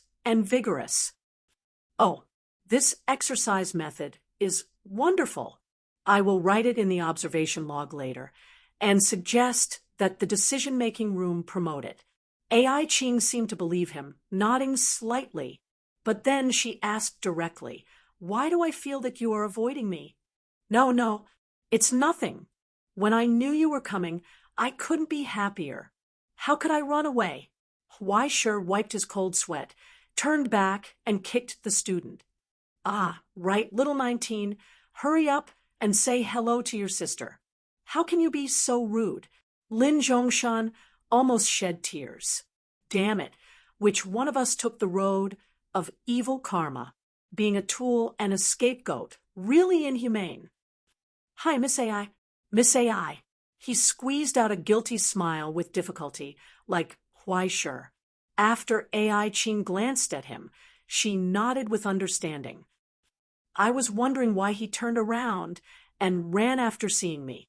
It turns out that he ran to you to tip you off. He's just like his teacher. Huaisher turned back and looked over in shock. The teacher and student's eyes met for a moment, and Huaisher's eyes almost popped out. Why didn't you say so earlier? I wanted to say it, but you didn't listen. I didn't even let you go through the front door. Who knew you would run so fast? But soon, the intuition from the road of evil karma sensed that the surrounding temperature was getting lower and lower. Lin Zhongshan shuddered subconsciously, sensing that something was wrong between the two of them. Suddenly, under Huaisher's shocked gaze, he resolutely took a step back. Then, he took another big step back, until he was at a safe distance. I almost forgot. He patted his head and said in a monotonous tone, Yao Xiang called me to eat. Teacher, Madam AI, I'll be leaving first. After saying that, under Huaisher's desperate gaze, he carried his suitcase and strode out of sight. Teacher, hold on, I'll leave first. In the crowded hall, there was a strange silence at this moment. Everyone looked in the direction of the door in confusion. The principal's secretary, who was temporarily acting as the principal, and the special inspector from the Astronomical Society, when they looked at each other, the atmosphere was so tense. It felt as if the friction between the Utopia and the Federal Bureau of Investigation had arisen again. The two big shots fought to the end of the realm, and their auras fell, and even hell was obliterated, but in fact, the Utopia was long gone. Huaisher could only tremble. He squeezed out a flattering smile, wiped his cold sweat, and tried to find something to say. Look at this child. He doesn't know anything, and has no manners at all. Don't take offense. There was no other way. At this point, he could only temporarily deal with them and wait for an opportunity to escape. The most important thing was to pass the inspection of the Federal Bureau of Investigation before anything else. However, the countdown in his heart was disappearing crazily, as if every minute and second was pushing him to the edge of death. You seem to be very nervous. Huaisher. AI Qing scrutinized his appearance and said meaningfully, What are you trying to hide? No. Huaisher widened his eyes, pointed to the sky, and swore in a trembling voice, The sun is shining. The Federal Bureau of Investigation shouldn't slander me. Huaisher is an innocent person. There's nothing that can't be told to others. I'm dedicated to contributing to the realm. How could I do anything shameful? If you have any doubts, feel free to investigate. Don't worry. It will only help me prove my innocence. Innocence? What innocence? A curious voice came from the side. Did something happen? We're talking about work. Don't interrupt. Huaisher subconsciously pushed him away, but when she reached out to press on his shoulder, she realized that something wasn't quite right. It was so familiar. It was as if they had met before. Amidst a waterfall of cold sweat, Huaisher trembled. With great difficulty, he turned his head and saw Luo Xian's smiling face. At this moment, it was as if the world had frozen in despair. Huaisher's heart no longer had any warmth. It was completely cold. When the tear-like origin substance flowed out of his soul, he could already see the terrifying future of the vast darkness engulfing him. Feng Shu, can our coffins still be used? Chapter 1086. Long time no see. Huaisher. At this moment, under the rising sun, the travel-worn senior sister waved her hand and noticed the atmosphere between the two. She seemed to understand something. Did I interrupt your work? No, you didn't. Under AI Qing's gaze, Huaisher withdrew his hand from Luo Xian's shoulder as if he had been electrocuted. His voice trembled as he greeted her. Didn't you say you would come later? Because I couldn't wait. Luo Xian replied with a smile. So, while you weren't paying attention, I sped up ahead of time. As she spoke, she made a flower gesture. Surprise. Yes. Huaisher tried hard to wipe the cold sweat on his forehead and forced a smile. Surprise, surprise. Thank you, senior sister. He sincerely hoped that someone would appear soon, and something would happen quickly. For example, Russell's sudden death, the invasion of destructive elements, or the attack on the ivory tower, so that everyone's attention would be diverted from him. If it really didn't work, he could just die suddenly. There was no need to bother the ladies. Fortunately, this kind of thing didn't need to happen. Luo Xian no longer paid attention to Huaisher. And the bad thing was, she looked at AI Qing. Can you introduce me? Luo Xian asked curiously. Ms. Luo Xian, nice to meet you. AI Qing calmly reached out her hand. I'm AI Qing from the Directorate of Governance. Ah, I've heard a lot about you. I've heard of you for a long time. Luo Xian held her hand, and her smile was as clear as the sun. I'm sorry to suddenly interrupt your work. Please don't take offense. It's okay. I just arrived. It's more like I'm disturbing you. There was no earth-shattering, and nothing that scared Huaisher happened. They politely shook hands, exchanged polite greetings, and politely exchanged contact information. And Huaisher was wiping his cold sweat in a place where they couldn't see, trying to catch his breath. Why did the premonition of death keep appearing? Why was there a lingering panic in his heart? Why did he have the urge to hang himself with the rope of sorrow? But soon, before he could sort out his thoughts, he felt Luo Xian's gaze on him. She was full of doubt. Are you all right? I'm fine. It's great. Huaisher subconsciously straightened his body and replied solemnly, I teach every day, and I'm in good health. I just advanced, so I slept soundly. You look a little too pale. Have you been resting well recently? Luo Xian sighed helplessly. Just now, I said, when I was on my way here, I just remembered that the ticket I booked is for tomorrow. So, I might disturb you tonight. Do you have a place to stay here? There is. Huaisher invited her, without hesitation. Stay at my place tonight. It's big and comfortable. Before he could finish his words, his voice was stuck. He sensed a calm gaze coming from behind Luo Xian. It was so deep and playful. Huaisher was suddenly drenched in sweat. In this frozen time, he stiffly twisted his neck. He could only hear his heartbeat frantically bursting forth like thunder, ravaging his fragile soul and consciousness, gradually pushing him towards death in the sea of despair. And at that moment, Huaisher finally came to his senses. In this shadow of crisis, what emerged in his soul was an unprecedented calmness and calmness. His consciousness was operating at high speed. He used his brain, activated his wisdom, and came to a conclusion. He grasped tightly onto the life-saving straw in the dark. Of course. Huaisher's expression was as calm as usual. He said indifferently, there are many rooms in the stone Marrow Hall. Guests come from afar, so there's no reason for them to stay elsewhere. As he spoke, he looked at AI Qing magnanimously and sincerely invited her. So, do you want to come together? In the distance, the little cabin in the forest secretly peeked out only to see darkness in front of his eyes.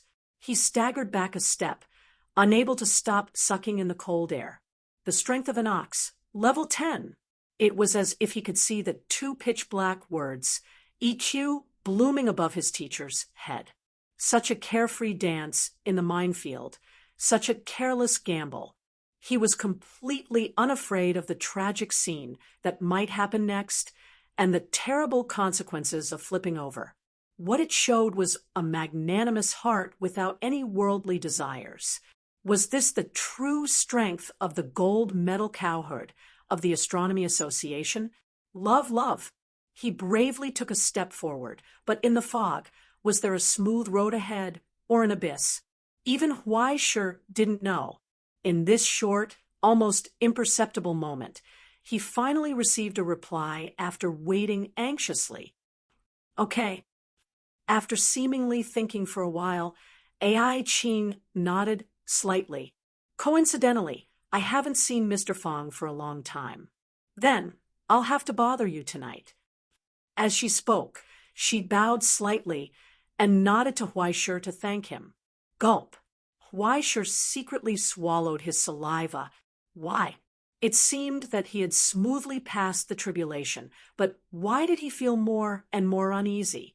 What was wrong? Even the evil chill on his back seemed to have gotten closer to him. It was almost lying on his neck, silently exhaling cold breaths and laughing sinisterly. This made him vaguely feel that he seemed to have made a worse decision. But now that things had come to this, there was no turning back. Even if he was shameless and drank poison to quench his thirst, he could only stride forward. In any case, Huaishir, am a pure and innocent person. My actions are righteous, and I sit upright. I just happen to know a lot of girls. What's there to be afraid of? After the pot was cracked, Huaishir raised his head, flicked his hair to the back of his head, and straightened his collar. He looked refreshed. I'll take every one. No need. Luo Xian smiled and waved her hand. I won't disturb you from talking about work. Just find someone to take me there. Well, I think she's a good person. She casually reached out her hand. While no one was paying attention, she fished out Anna, who was hiding behind the counter and quietly watching the fun, and like magic, she appeared in her hand. She lifted the back of her collar. The girl, who was still holding potato chips in her arms, was still licking the salt and pepper on her hands, and looked at her teacher. She was stunned. Oh, what a coincidence, teacher. Anna blinked her big eyes, trying to look cute. What are you talking about with two beautiful girls? You really know how to talk. Luo Xian smiled and stroked the girl's head. She shook it twice and easily suppressed the girl's resistance. Finally, she waved her hand and said, We'll go first. You guys take your time, but you have to come back before dinner. Otherwise, I'll cook myself if I'm hungry. Okay. Huaishir nodded his head like pounding garlic. Definitely. How could he not be sure? If Luo Xian entered the kitchen, there would be a large-scale biological disaster in the ivory tower today. Just like that, he watched as his senior sister floated in and out of his sight. The lingering fear had not disappeared, but when he looked at the inspector beside him, his heart that had just calmed down was raised again. Are you done? AI Ching asked. Yes, I'm done. Huaishir blinked his eyes and answered innocently. Then let's get to work, Mr. Huaishir. She picked up her luggage, walked in front, and sighed with melancholy. I have a hunch that this inspection will be full of surprises. I hope you didn't do anything unspeakable in secret. No, absolutely not. Huaishir patted his chest and promised. This time, before he spoke, he looked left and right to prevent any accidents from happening.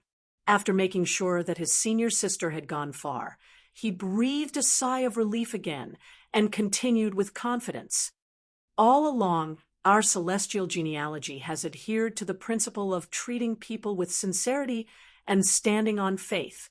We have developed and communicated with an open, fair attitude. His impassioned statement was nonsense, and he didn't finish it until they walked out of the elevator. AI Ching was annoyed. She pushed open the door of the office, looked around at the clean and open environment, and nodded slightly. She asked the secretary, who was bending over to tidy up the blanket beside the sofa, Hello, is this Huaishir's office? I'm from the administration. The teacher is not at home today.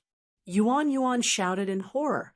After throwing away the blanket in her hand, the girl stood up straight, blushed, and spat out all the words in her stomach. I don't know anything. The teacher is sick and went to Shambhala. Please come back another day. In the sudden silence, AI Ching silently turned around and looked at Huaishir behind her. She was expressionless. What did you just say, sincerity? On the quiet street leading to the outside of the campus, there was a rare sight for many passers-by to see. A traveler carrying a huge backpack held a girl in red by the collar and curiously looked at the rare scenery. From time to time, he would stop and take a few photos. He finally remembered his purpose and lifted the girl in his hand again. Where do we go? Left, left. Yes, turn left, and then we'll be there. Anna tried hard to twist a little and squeezed out a smile, showing flattery and docility without any wildness. Can you put me down first? Huh, isn't this good? Luo Xian was puzzled and shook her head. It looks quite harmonious. I remember, your name is Anna, right? The girl nodded frantically. Then she saw her smile. I like you very much. Luo Xian rubbed her hair, full of expectations. If I have a daughter, I hope she can be as lively and lovely as you. Anna was stiff and didn't know how to react for a while. She could only answer dryly, Thank you for your compliment. But I think it's better to forget it, because I hate children the most. Luo Xian sighed. They cry, make a fuss, and don't listen to me. They always make trouble regardless of the occasion. If I want to teach them a lesson, I have to be careful, because if I don't pay attention, they will break. Anna is cuter, right? How is she cute? It's a place that won't break down easily. Anna felt that she was going to explode. She was scared and curled up into a ball. Look, it's soft like cotton. It's so cute. Its big blue eyes are so cute, and its skin is so white and smooth. It's all very cute. She gently rubbed the girl's cheeks, full of love for the furry. And under her hand, the white wolf trembled and shivered. Tears flowed uncontrollably under the control of that sweet smile. The young heart had been covered by a shadow of horror. Little Anna gradually came to a realization in her heart. Although I don't know what's going on, but teacher, you will die a terrible death in the future. No, this day might come very soon. She decided. Today, she would buy an express ticket back to Yekaterina Castle. Run as far as possible. Don't let teacher's blood splash on her. Chapter 1087. At the same time, outside the border station of the Ivory Tower, excited shouts could be heard from the bustling crowd. Ivory Tower, I'm here. Prince of Paradise, I'm here. The blonde girl jumped excitedly in the crowd, screamed, and shook her colleague beside her crazily. What should I do? What should I do? Fu, I'm so excited. I'm so excited. We might only be 2 kilometers away from Huaisher. Maybe this time we can directly see the sort of disaster. No, the navigator himself. I'm so excited. Look at this scenery. How wonderful. The air is so sweet. Maybe there are 2 molecules in it that were exhaled from Huaisher's throat. Oh, roar, roar, roar, roar, roar. Speaking of this, the blonde girl laughed strangely, hanging on her colleague's body and wriggling like a maggot. Fu, he was expressionless. Be decent, Jima. Calm down, stop sucking. I just saw the auntie in front farting. With great difficulty, she persuaded her companion to calm down a little. At least she didn't tremble like an epileptic patient. She finally let out a long sigh. She was tired. Can't you, Prince of Paradise's people, look at the situation? And when she didn't pay attention, the dog in her hand ran wildly at the station, finally passing through the crowd and rushing straight to the end of the square, where the helpless girl in the white dress was at a loss. Pounce on her. Lick, lick, lick. Please, please don't. The confused girl took a step back in panic, subconsciously holding her skirt that had been lifted, and the map in her hand fell to the ground. The huge dog's head had already arched into her arms. It flicked its tongue and rolled its eyes. Then, in the void behind the girl, the outline of a giant deer suddenly appeared. It lowered its head, pointed its sharp giant horn at the uninvited guest, took 2 steps back, pawed its hooves, and then accelerated. Bang! The lousy dog flew into the sky with a howl. The giant deer glanced at it flying away, tilted its head, spat disdainfully, turned around, and disappeared. Only Fu-Yi was left in a mess in the wind.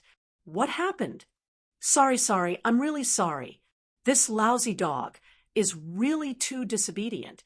10 minutes later, Fu-Yi tugged on the dog's leash tightly and apologized to the girl with a smile. The girl, who was at a loss, froze for a moment, as if she was amused by the scene. She covered her mouth and shook her head. It's okay. This, Mr. Huaishe, is also very cute. Well, he's just a little big and a little scary. As she spoke, she carefully reached out and rubbed the fur on the giant dog's head. The giant dog was instantly excited. It wagged its tongue and wanted to pounce forward again, but behind the girl, the white deer's faint silhouette deterred it. In the end, it lay on the ground and docilely wagged its tail. That's good. That's good. Seeing that Fu-Yi was fine, Gemma, who always acted like she was close to Fu-Yi, suddenly had a wicked idea again. She picked up her suitcase and patted Fu-Yi on the shoulder. Then I'll go first. As for the professor, please remember not to. I understand. I'll help you apply for leave. Fu-Yi sighed helplessly. You're going to visit the Holy Land, right? Oh ho, Fu, you really do understand me. Love you. Gemma blew a kiss and began to run wildly with her suitcase in tow. After she was far away, she waved excitedly and said goodbye. I'll bring you around the prince. Oh, thank you so much. Fu-Yi covered her face. She really had no strength left. Soon, she noticed the worried gaze of the girl beside her. Excuse me, do you need help? Help me correct the personality of my STK roommate's idiotic personality? And the person she was obsessed with was her good friend. Thinking of this, Fu-Yi felt like her head was going to explode. If the fact that she knew Huaishe was exposed, she was afraid that she would spend the next 3 years of her internship under Gemma's terrifying shadow. She would completely become her tool. She might even be asked to steal the original flavor back to satisfy her unspeakable agenda. Besides, compared to myself, you're the one who needs help, right? She looked at the girl in front of her and felt like she had seen her somewhere before. She was very familiar. I saw you standing here. Did something happen? She asked. It's the first time I've traveled so far alone. I got lost. The girl named Lily answered awkwardly and picked up the map in her hand. And I don't understand this thing. Fu-Yi glanced at it and instantly understood the crux of the problem. It's pardonable that you don't understand. She sighed and said, the map you're holding is white cities. There was a click. She seemed to hear the sound of teeth grinding. The girl showed a terrifying and dark expression in an instant. She was muttering a short name that seemed to only have 2 letters, but soon the girl opposite her calmed down and became calm and harmless again. She expressed her gratitude in a dignified manner like a princess. Thank you. Fu-Yi, just call me Fu. Fu-Yi shook her hand and smiled. If there's anything you need help with, please don't hesitate to ask. Sorry. Lily hesitated for a long time and took out a note. Miss Fu, do you know how to get to Rongguan Hotel? What a coincidence. Fu-Yi was stunned for a moment and raised her eyebrows slightly. Good, I'm going too. She took out her internship certificate and the door plate from Rongguan Hotel and invited, do you want to go together? Can I? Of course, when I got lost in the past, there were often big sisters who passed by to guide me. Don't mind at all. Fu-Yi smiled proudly and took her hand. Let's go. As she spoke, she pulled the girl and strode in the direction of the subway. And just behind them, behind the pillars of the station, A silent woman looked at their backs worriedly. Next to her, the lid of the trash can suddenly opened. KP stuck his head out. Is it really okay to leave it like this? She's not a child. ST glared at him and couldn't help but whisper softly, it's just going out alone. It's no big deal. Besides, she has to learn how to make friends. Make friends. Although he said so, it was obvious that he couldn't help but worry. The lace ornament on the cuffs was already deformed.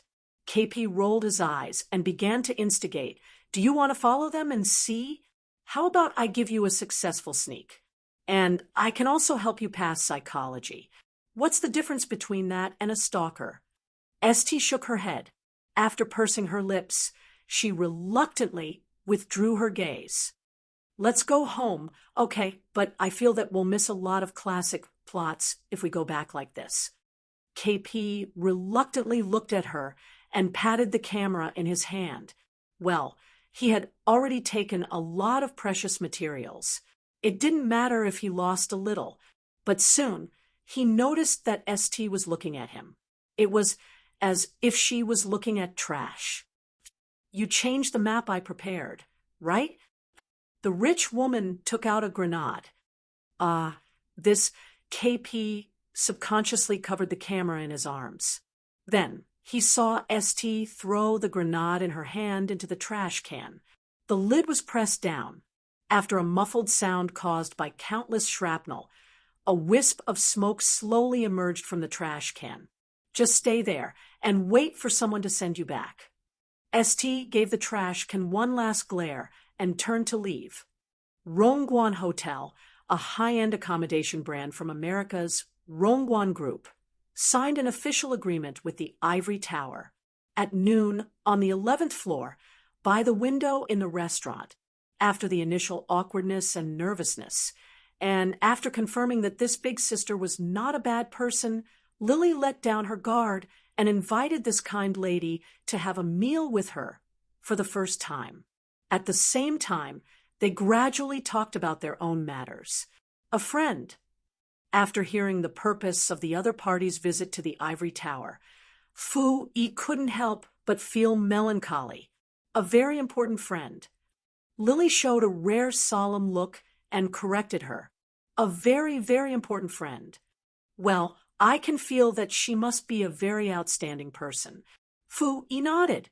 Although she didn't know the specific name of the girlfriend, she could feel from her description that she was handsome, upright, gentle, and affectionate. That's great. That's great. Fu Yi held her chin and sighed with envy. I also want a friend like that. However, she only had a lousy dog and a dead salted fish that wouldn't move even if she poked it. Why was there such a big difference between people? However, you must be careful not to be deceived.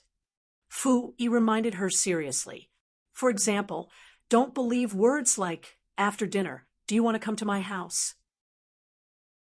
Or, I can't go back after school curfew. Can you let me go to your house for a while? Why?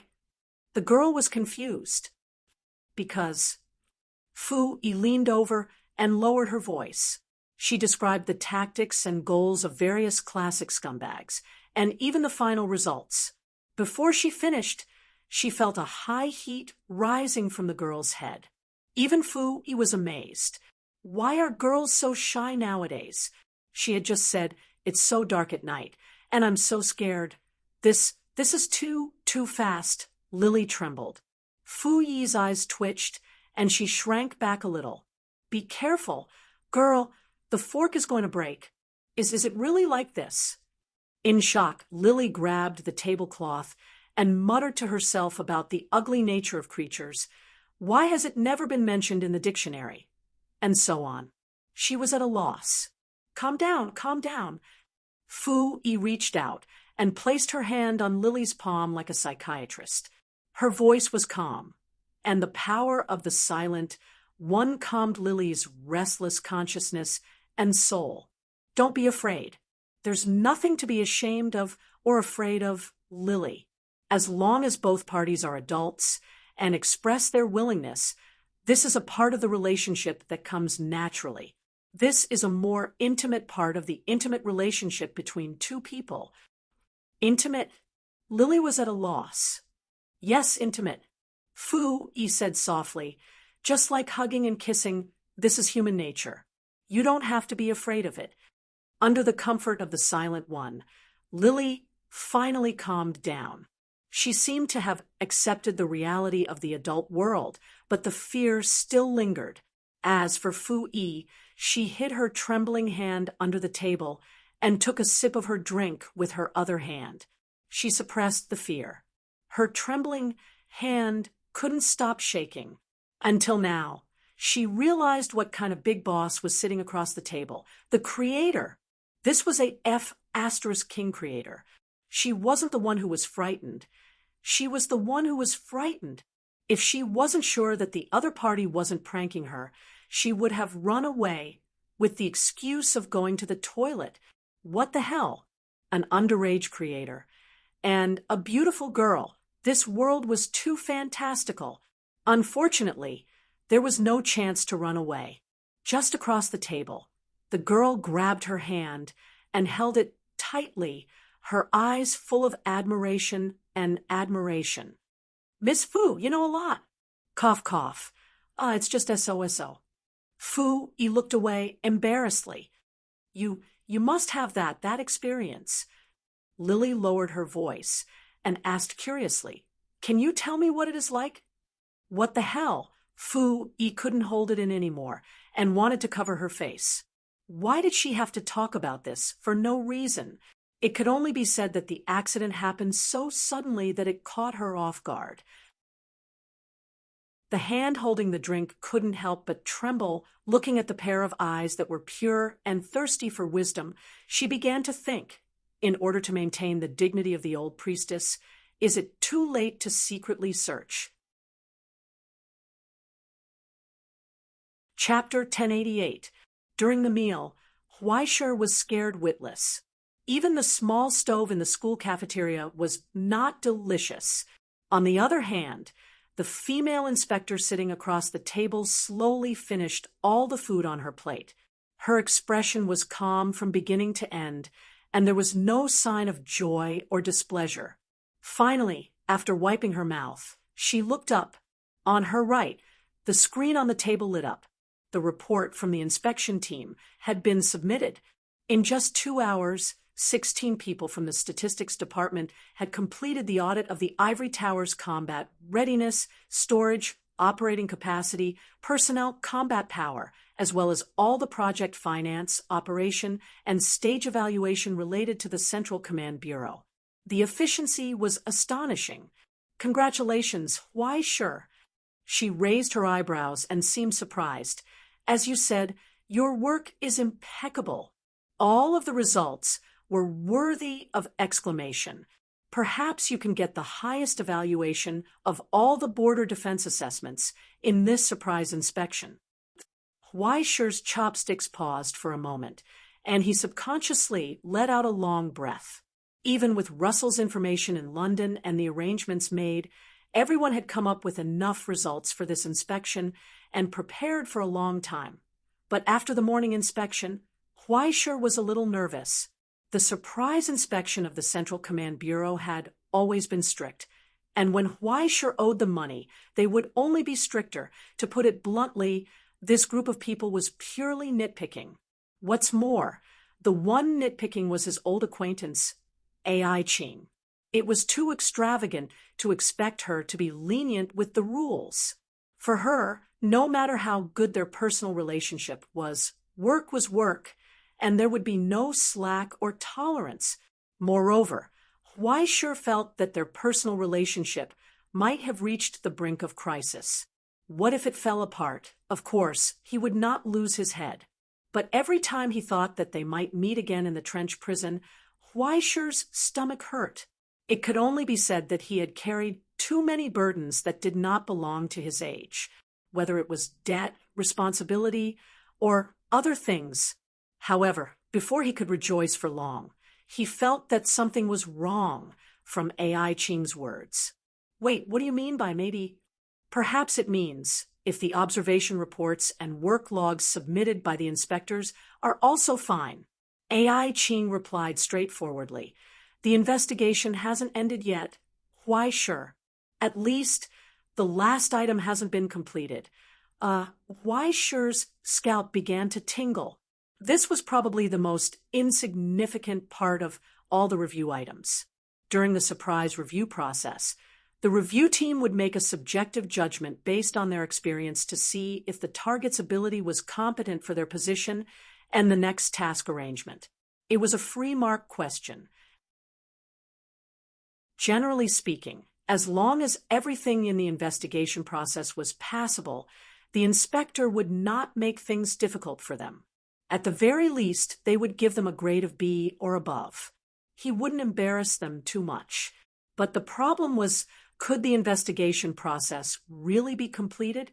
Thinking about his numerous criminal records and endless future troubles, Weischer's hands couldn't stop trembling under the table.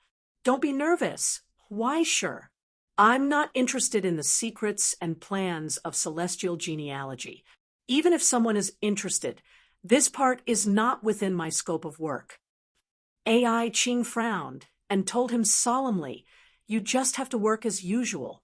I'll be by your side and personally determine the operation of the ivory tower. That's why I'm scared. When he thought about his to-do list and the reception task in the afternoon, Weischer's blood pressure began to skyrocket in the direction of death. But looking at the serious face in front of him, he really didn't have the courage to ask if they could change the investigation person. If he really said it, he would die, right? Even if he didn't die, he would definitely be tortured to death in the future. Or he would be tortured to death by all kinds of messy tasks assigned by the Bureau. Or a straightforward death. So, since he was going to die anyway, couldn't he choose a simpler way to die? Just thinking about the dark and gloomy future made him unable to stop the tears in his heart. What's wrong? AI Ching asked doubtfully. Is it not suitable? No, it's suitable. It couldn't be more suitable. Weischer shook his head and answered decisively without thinking. Just like that, he didn't hesitate to kick himself into a dead end. Half an hour later, he found that the dead end had come to an end. He even began to regret it. Why didn't I die earlier? Just behind the open door of the reception room in front of him, the intern students from the Continuation Academy were still excitedly exchanging what they had seen and heard along the way and speculating about the next tour. And Weischer, at a glance, saw the innermost part of the room deliberately dressed down and completely inconspicuous among them. Fui, and beside her, who was talking and laughing, Lily? Weischer's vision turned black, and he staggered. He held the door and almost lost his balance. His fingers trembled as he pointed at the scene behind the door and looked at Yuan. What's going on? Teacher, are you talking about Ms. Gila from the dark net? Yuan glanced inside and immediately answered, yes, because the two sides seem to know each other. Ms. Gila also signed up for this tour. Oh, that's amazing. If I didn't look at the information, I wouldn't have imagined that the lady was the creator. If there's a chance, I really want to ask, teacher, what's wrong with you? Are you not feeling well? She looked at Weischer's pale face and the cold sweat on his forehead in puzzlement. No, well done. Weischer squeezed out a smile with difficulty, turned his head, and quietly wiped the old blood from the corner of his mouth with trembling little hands. He wanted to cry, but had no tears. But there was still AI Ching's death stare behind him. He couldn't use the toilet as an excuse to run away. He could only bite the bullet and walk into the reception room. He wished he could tiptoe and pray madly in his heart that no one saw him.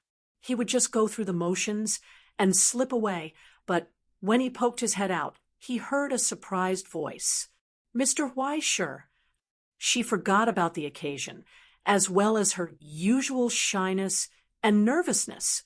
After seeing that familiar face, the excited girl jumped up from the chair and subconsciously approached him, greeting him expectantly. "Long time no see. How are you?" For a moment, the room was silent, and all eyes were looking in the direction of the door. They fell on his face. Surprise. Long time no see, Lily."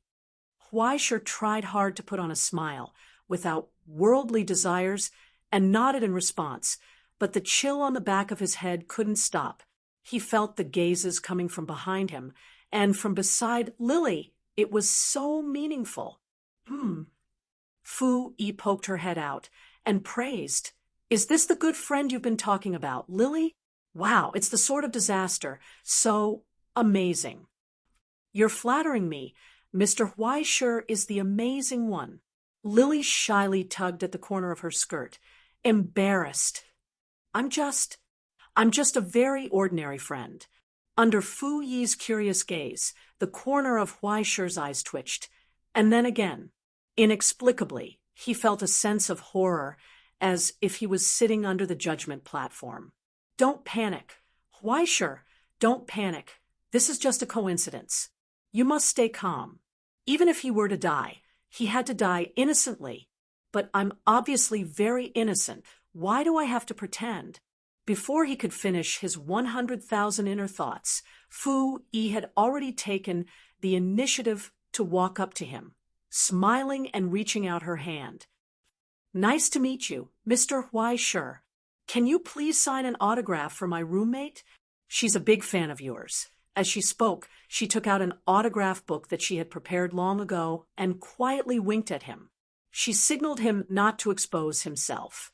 Huaisher was stunned. In this silent, tacit understanding, he felt an unprecedented deep bond between him and his good friend. After experiencing the repeated devastation from reality, Huaisher was so touched that he almost cried when he encountered this considerate warmth. Is this what a good friend is like? Love. But after the initial feeling of being touched, he couldn't help but panic even more. But what exactly was the problem? The problem was that he couldn't say it at all. He was clearly in a room with a suitable temperature, but he felt as if he was walking barefoot on fragile ice in the cold winter. He only felt that if he took a wrong step, he would die without a complete corpse. Even the premonition of death was constantly fluctuating between two extremes, creating a feeling of certain death, but also a feeling of stomach pain that didn't seem to be completely dead. He tried hard to leave his name on the autograph book. Trembling, he handed it back. Soon, the blonde girl who was usually so brave and crazy in her mind, but after seeing the real person, she hid in the crowd and didn't dare to show her face at all. She held the autograph book and the signed version of the gold card and began to laugh foolishly. She completely didn't notice Huaisher's teary and expectant gaze. "Aren't you a fan? How can you just ask for an autograph? You don't even want to say a few words. Someone come, no matter who it is." Break this strange atmosphere that seemed to be very normal, but made him want to cut his own neck and hang himself. So, in the dark, it was as if his prayer had been heard. The Savior fell from the sky. A gentle and warm voice sounded. "Friends who are visiting, please pay attention to the cue. Everyone, come this way. Don't be noisy and crowded. Don't worry. There will be a special Q&A session and autograph time for everyone later." Waving a small flag in her hand and wearing a temporarily borrowed uniform, Luo Xian appeared valiantly and skillfully distributed their passes to all the participants. Everyone had one pass. Everyone had a share. In the intense stomach pain, Huaisher felt that the terrifying shadow of hell was once again one step closer to him. "Xian, Sister Xian? I'm here to help." Luo Xian smiled playfully at Huaisher, "because it's too idle to stay in the room, and it's not good to wait for Mr. Fang to serve us. So after taking a shower, I simply came to volunteer with Anna." With that, she looked at the girl next to her. "Am I right, Anna?" Yes, that's it." Anna nodded frantically, wishing that she could shake her head out of her neck. She was extremely obedient. However, when she looked at Huaishur, the white wolf girl showed a flash of panic and silently asked for help. "Teacher, please save me." What responded to her was the teacher's already red eyes. Under the noon sun outside the window, a drop of tear that clearly only existed in an illusion had fallen from his cheek to the dust and smashed into pieces. Just like his heart, your teacher can't be saved. How am I supposed to save you? Chapter 1089. In the short first half of his life, Huaishur found that no matter how scheming humans were, there would always be a limit. Of course, this did not include debts, loans, the degree of bad luck, and the malice of this world towards him. In just 5 hours after experiencing a lot of destruction from fate, he was already lying flat. As the saying goes, when you have too many debts, you don't have to worry. As long as people were alive, there would always be a day when someone's life would collapse. It's just a house collapsing. What's there to be afraid of? So be it. Moreover, if I die, at least 5 people can be divided. Isn't that great? After thinking this through, he had already given up resistance, especially when he found out that the first stop of the local tour program was the Tai Academy. He knew that a certain black-hearted woman would not rest until she killed him today. The first stop is the Alchemy Institution. The mentor of the Continuation Academy was surprised. The Ivory Tower is really generous. Is it okay for us to visit such a confidential place? Of course not. Can we change it? It's better to take a look at the amusement park that has recently been built by the school. In addition to the Death roller coaster, the Hell Ferris wheel, the realistic drop tower, and so on, there's also the Ghost Castle. Hot songs and dance. It's so exciting. It's guaranteed that no one will return. Huaishur wanted to say this, but the tour schedule had already been sent to everyone's hands, so he could only nod with tears in his eyes. Just look at the fucking schedule. The Tai Academy, the Foundry Center, the classical music classroom, the principal's secretary's office. Every link revealed naked malice, as if they wanted to directly push Huaishur into a pot of oil. Other than Tongji, who else would do this kind of work that could cost lives? At this moment, just outside the brand-new Tai Academy, in front of the metal building built with the structure of the Heavenly Palace, everyone looked up in amazement at the solemn and cold silhouette and could not help but marvel at this spectacular scene. Even the entire building was a miraculous crystallization created by alchemy. With such a jaw-dropping style, it was no wonder that the rumors outside said that the new supervisor of the Tai Academy was a mysterious great grandmaster. Tai, among the silent trainees, a studious student asked curiously, "Is it Tai from Eastern Xia?" If you want to talk about classics, it should be the oldest alchemy source book passed down by God Hermes, the Jade Record. If one is above it, then one is below it, thus accomplishing the miracle of Tai. Huaishur, who was leading the way, had already entered the state of a conversationalist. He spoke with fervor and assurance. The Tai here can also be described as one comma, the entirety comma, the origin comma, the essence, and so on. It refers to the source of all divinity and miracles among the 3 pillars of the present realm, the pillar of the essence itself. Through this method, the Jadeite record described the nature of the birth of this world. However, the Tai of Dongxia was also born from this concept. Apart from some conceptual differences between Dongxia and Rome, the two actually had the same meaning. In Eastern Xia, Tai was considered the origin of all things, the supreme controller and protector of the present realm. This was the pillar of the spirit and marrow itself. If this power was reduced to a god, then there was no doubt that it would be the emperor of the gods. Therefore, in the description and inheritance of the ancient books, it would be referred to as the noblest of the four directions, which is the origin of the name Eastern Emperor Tai. Because this power was too high and untouchable in most of the arcana, it was iterated and derived again, the concept of Central Emperor Tai, as a replacement and replacement. However, this was a bit of a digression. Everyone, please come this way. Next, I will show you the 6th generation lava disaster reactor that was developed by our ivory tower. This is something that is specially used to create a part of a super large relic. Huaishir pushed open the door.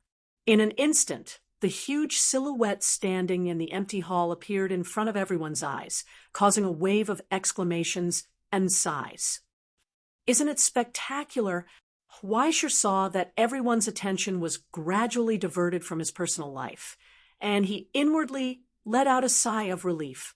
He beamed with joy, and his voice became even more impassioned as he explained, the entire furnace was built using a 6-stage project. There are 41 origin substance circuits used to power it, apart from the low-density alloy at the bottom. The entire furnace is made of. Everyone was gradually dumbfounded by the data and scenery that Huaishir described. In the absolute silence, Huaishir gradually realized that something was wrong. His expression twitched. Only then did he realize that no one was looking at the furnace inside, but was looking at him instead. It's really not bad. Behind him, Ai Qing had her head lowered and was writing something down as she calmly praised. That's right, especially the angle of the camera. It's very particular. Fu Yi nodded in praise. The exposure and white balance are really perfect. Luo Xian nodded in agreement. It's too close. Lily's cheeks were completely red. She covered her face and quietly peeked through the gaps between her fingers. She was shocked. Even if it's still too, Huaishir's movement stiffened in place, and he was stunned. What? When he finally turned around and looked inside the door, he saw the lava disaster reactor that he had just described. It was indeed, as he said, spectacular, huge, solemn, majestic, and luxurious, and on the wall behind the reactor, there was a huge picture that looked like an oil painting. In the picture, in the afternoon under the setting sun, in the Ivory Tower Symphony Orchestra's practice room, young girls with beautiful figures surrounded the instructor, gazing longingly at Huaishir's figure and smile. The handsome instructor was guiding the cellist in the orchestra step by step, correcting her finger technique and movements. It was as if he was hugging her from behind, leaning close to her, smiling as he whispered something in her ear. Under the sunlight outside the window, the girl's cheeks were pink and red, like an apple. It was unknown who had taken the picture, but this ambiguous and hazy, beautiful atmosphere was completely captured in the picture and transmitted to the eyes of every viewer. Huaishir subconsciously closed the door and blocked the door. He felt that he was hallucinating, but when he looked back at the scene behind the door, he found that the huge picture was still there. Tangi, I'm going to kill you. Forget it. It's better if you kill me to liven things up for everyone. Gulp. He swallowed his saliva, and in everyone's dull eyes, there were a few eye-catching gazes that became playful. Some were curious, some were indifferent, some were at a loss, and some were mocking. Wow, the teaching life is so exciting. Is this a disaster musician? I love it. In the crowd, there was a voice that seemed to be exclaiming. The fire was burning. Even if you beat Huaishir to death, she would never forget that tone. Fui, did you go to the Continuation Academy to attend a fun person's training class? What happened to being a good brother? Why did you push me into the fire pit? My colleagues are joking with me.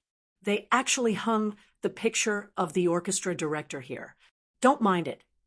Don't mind it. He wiped the cold sweat on his forehead and squeezed out a smile on his dull face. As a gold medal teacher of the Ivory Tower and the director of the symphony orchestra, Isn't it normal for me to have a good relationship with the students? Is it teaching? Lily was stunned. Yes, yes. Huaisher nodded frantically, widening his eyes to show his sincerity. Our musical communication is always like this. Well, indeed. Huaisher, sometimes it's easy for you to ignore social distance. Luo Xian held her chin and sighed. Especially when communicating with girls, some words are always misunderstood. And you're always overzealous. As she spoke, she looked at Huaisher with a smile and reminded him helplessly, "You're a teacher after all. Be a little more careful." Yes, yes, yes, yes. Huaisher was so moved that his hair stood on end. Ai Qing, on the other hand, glanced meaningfully at the girl behind Huaisher, whose gaze had been drifting from side to side since the beginning. She seemed to sigh unintentionally. Oh, indeed, the teacher-student relationship is good. Ahem, well, it's just a small matter, don't mind it. Huaisher walked stiffly and led everyone forward. At this point, they could only cut the Gordian knot and leave the crime scene as soon as possible. Otherwise, if they continued to be entangled, who knew what would happen? Speed up. Come, next we'll visit the Divine Wine production line inherited from the Helios Workshop, the pharmaceutical production center of the Ivory Tower. Now what we see is in front of the open door, Huaisher was sweating profusely. Behind the door, in the spectacular production center named after the Divine Wine, countless photos were hung on the wall above the miraculous fountain, which almost formed the scale of an individual photography exhibition. And there was no doubt that the theme of all the photos, there was only one. Huaisher. Huaisher. And it was Huaisher. They even thoughtfully marked the names of the works. Huaisher in Dongxia, Huaisher in Yingzhou, Huaisher in America, Huaisher at work, Huaisher resting, Huaisher eating lunch. And in the photos there was Yishuya, who chatted with Huaisher at the table in Dongxia, Liz, who raised a glass with Huaisher at the cold dinner party of cooperation, and Amber, who walked out of the car under Huaisher's umbrella in the rainy car, under the accurate capture and recording. Every photo was beautiful. When their eyes met, it revealed an indescribable depth and tenderness. Tangi! Wow, so many mature big sisters. In the crowd, the pure passerby Fu Yi applauded and praised. Are they also students? Mr. Huaisher has so many students. Under the gazes of those people, Huaisher lowered his head and wiped the blood tears. For a moment, he seemed to have traveled through 1,000 years and felt the blood tears and sorrow that belonged to Caesar. Brutus, even you have a part in it. Chapter 1090. I found out that my good brother is a playful person. What should I do? Waiting online. But it was useless to be anxious. It was too late. Brutus had stabbed Caesar to death. Although he didn't know how Caesar felt when he was stabbed to death by his most trusted traitor, Huaisher felt very panicked now, especially under the curious gazes of many visitors. Social death was close at hand. Especially after social death, there might be a real death standing behind it.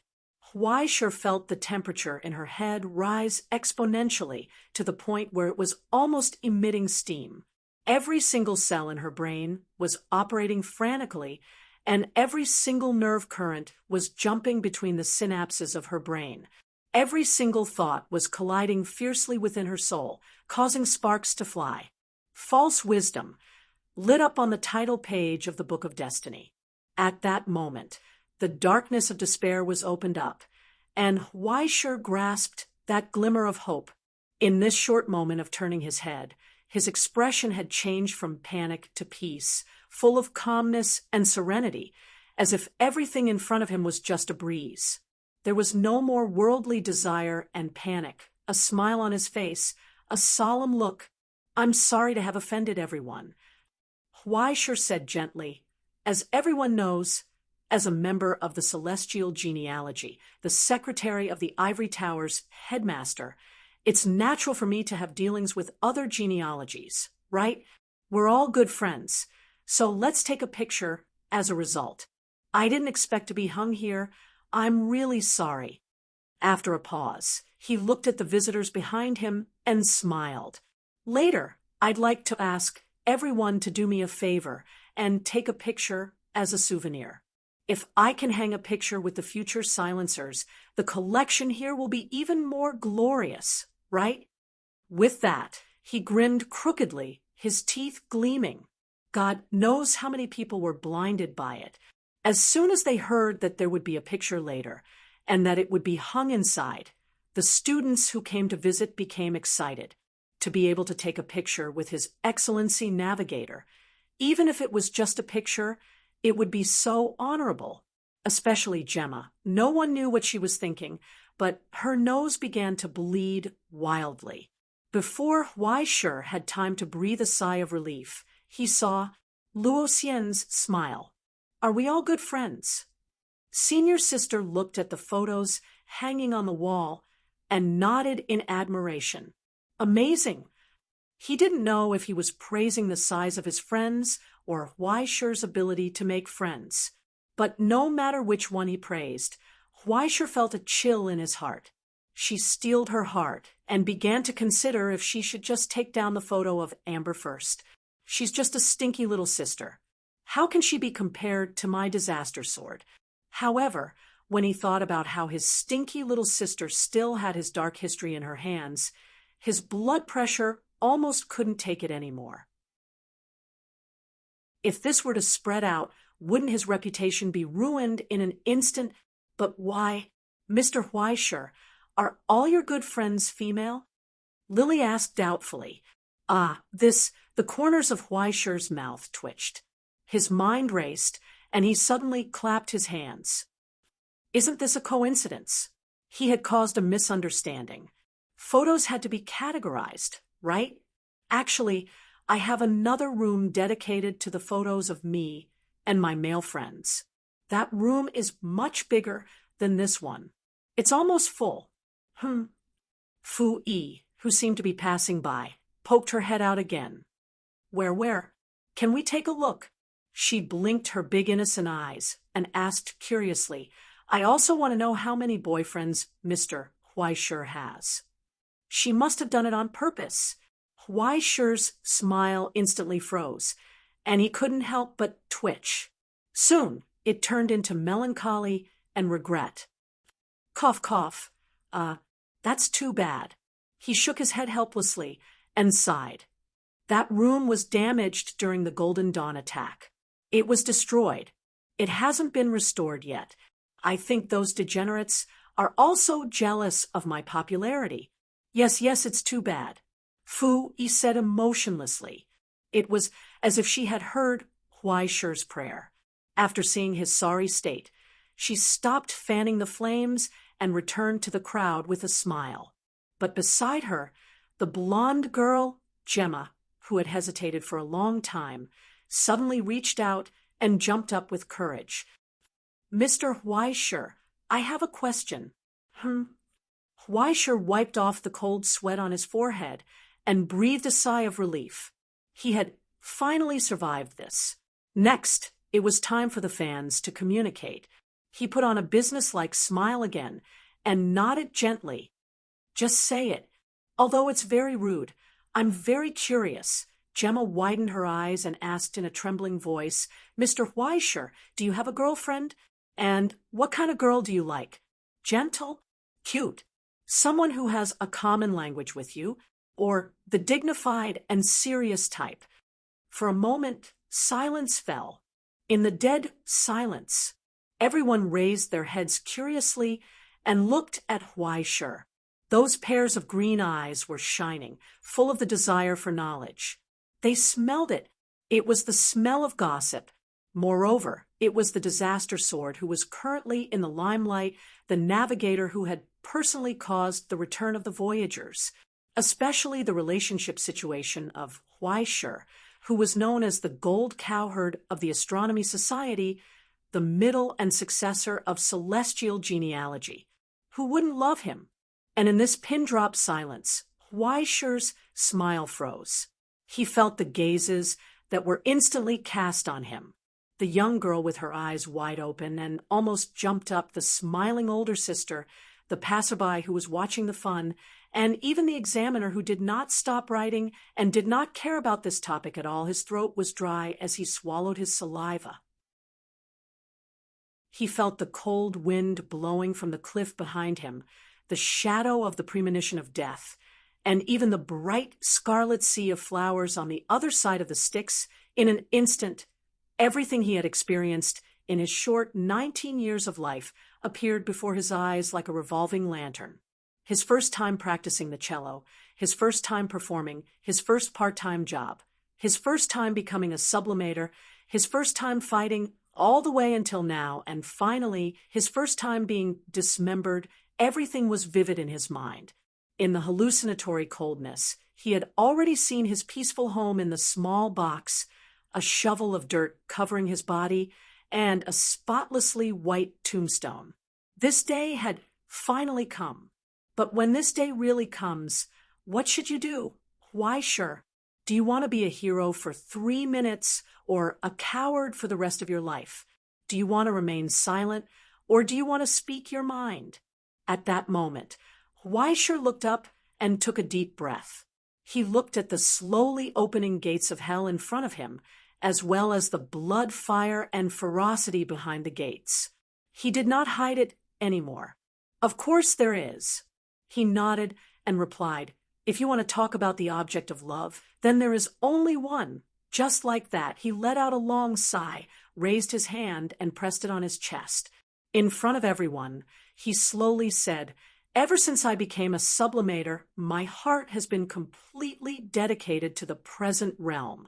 From then on, there is no more sorrow or joy. After all, other than this world, is there anything more worthy of love? Only after being far away from worldly desires could such a pure light be revealed, like the sun, bright and gorgeous, illuminating those souls that had been polluted by gossip and obscene thoughts one by one. Of course, if I have to talk about the type of person I like, it would be someone who can protect the future of the present realm with me and realize everyone's happiness. When Huaisher said this, it was as if a wheel of light appeared behind his head, enveloping everything. The light of the Holy Mother shone on the earth. Love? What love? Women will only delay the speed at which I draw my sword, and so will men. Am I Huaisher that kind of person? After transcending narrow feelings, I have dedicated my heart and life's energy and painstaking efforts to the world in front of me. Hell is unfair. How can I call it home? If it was some other good-for-nothing who said this, perhaps people would scoff at it and not believe it at all. But that was the utopia. Many people went crazy and ran to hell, never to return for the rest of their lives. There were also countless sacrifices and contributions that had long been proven by this world. Was the person standing in front of them not known as the purest inheritor of the utopia, the future pillar of celestial genealogy? Anyone with a conscience would not doubt this kindness and benevolence. At the same time, they could not help but feel ashamed of their narrow vision and outlook. I didn't expect Mr. Huaisher to have such a breadth of mind. One of the inspectors sighed softly. It's really admirable. Sincere praise echoed in the silence. For a moment, everyone could not help but applaud, sighing with emotion at the magnanimity of the utopia and the greatness of the contemporary hero.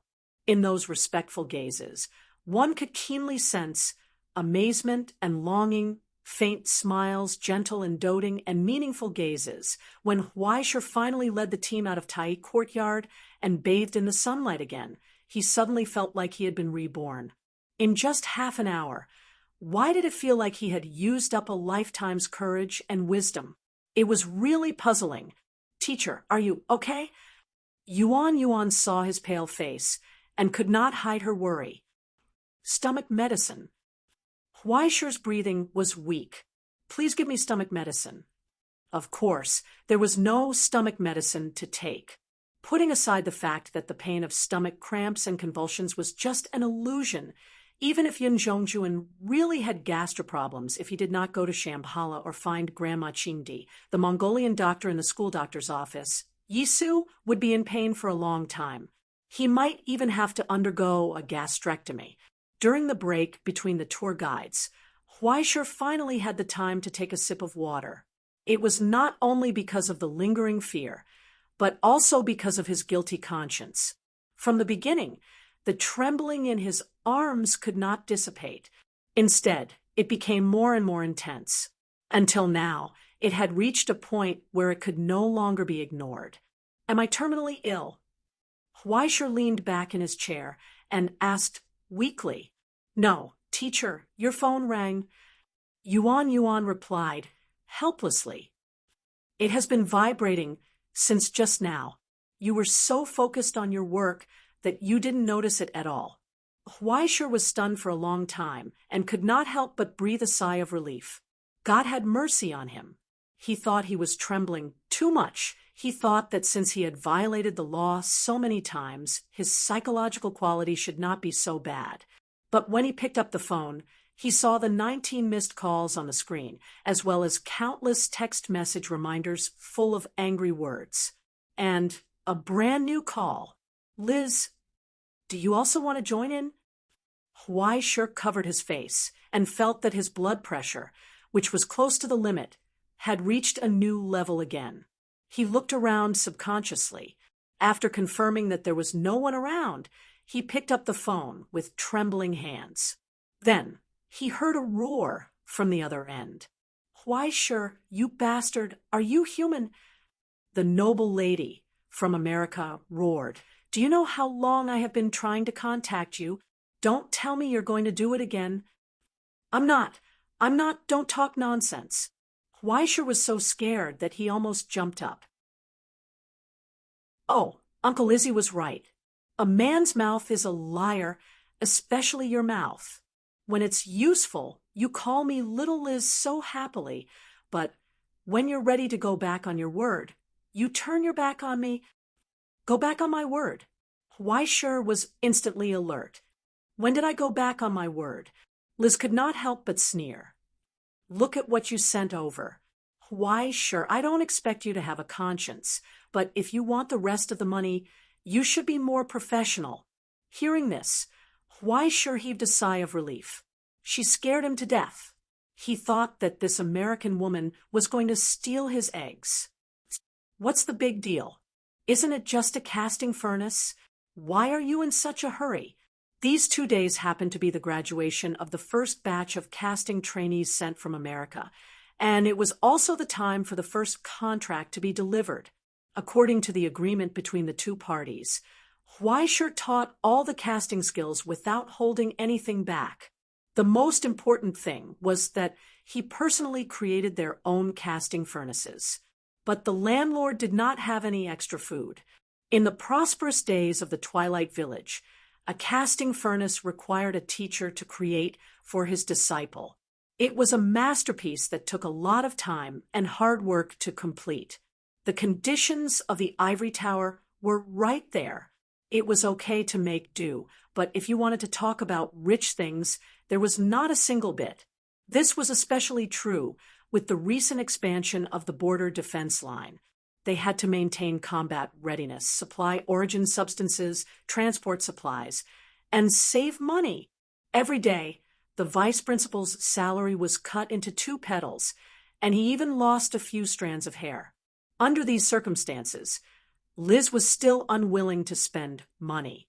Even if Huaisher wanted to do his best for her, the conditions did not allow it. As a result, Huaisher could only exert some of his subjective initiative within the limited budget. After taking 70% of the money to subsidize housework, he successfully used the remaining 30% to create enough casting furnaces for 200 people to use. Yes, super large. In any case, there was no way they could send a caster to the battlefield. As such, they simply abandoned all of the miniaturized structures and portability, and went down the path of stupidity and blackness. The internal matrix could be reduced as much as possible. In any case, those apprentices would not be able to use it, and it would be easy to break it. As such, Weischer thoughtfully created a children's version. In addition, in order to cultivate their sincere cooperation and work together, Weischer also painstakingly changed the original standalone version into a family version, 6 people sharing it, and it was a lot of fun.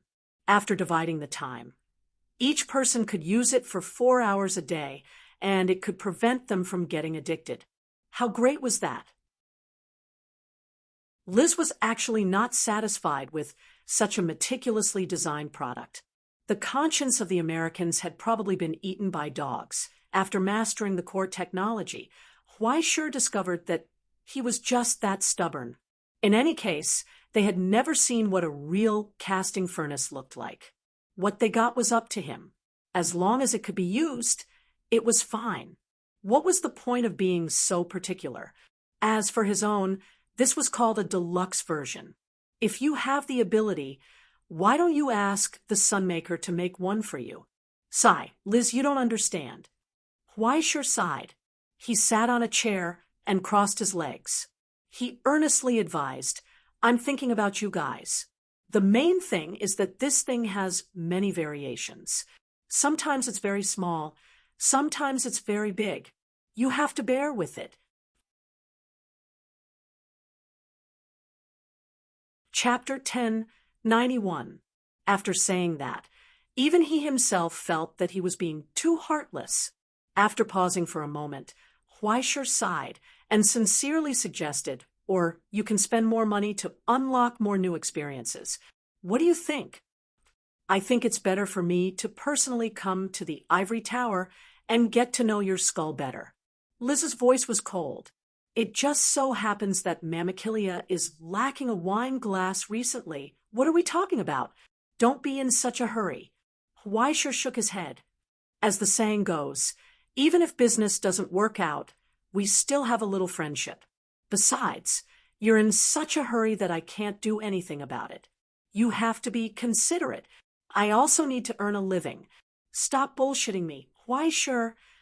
The lioness on the other end of the phone roared. Double the casting furnace for me.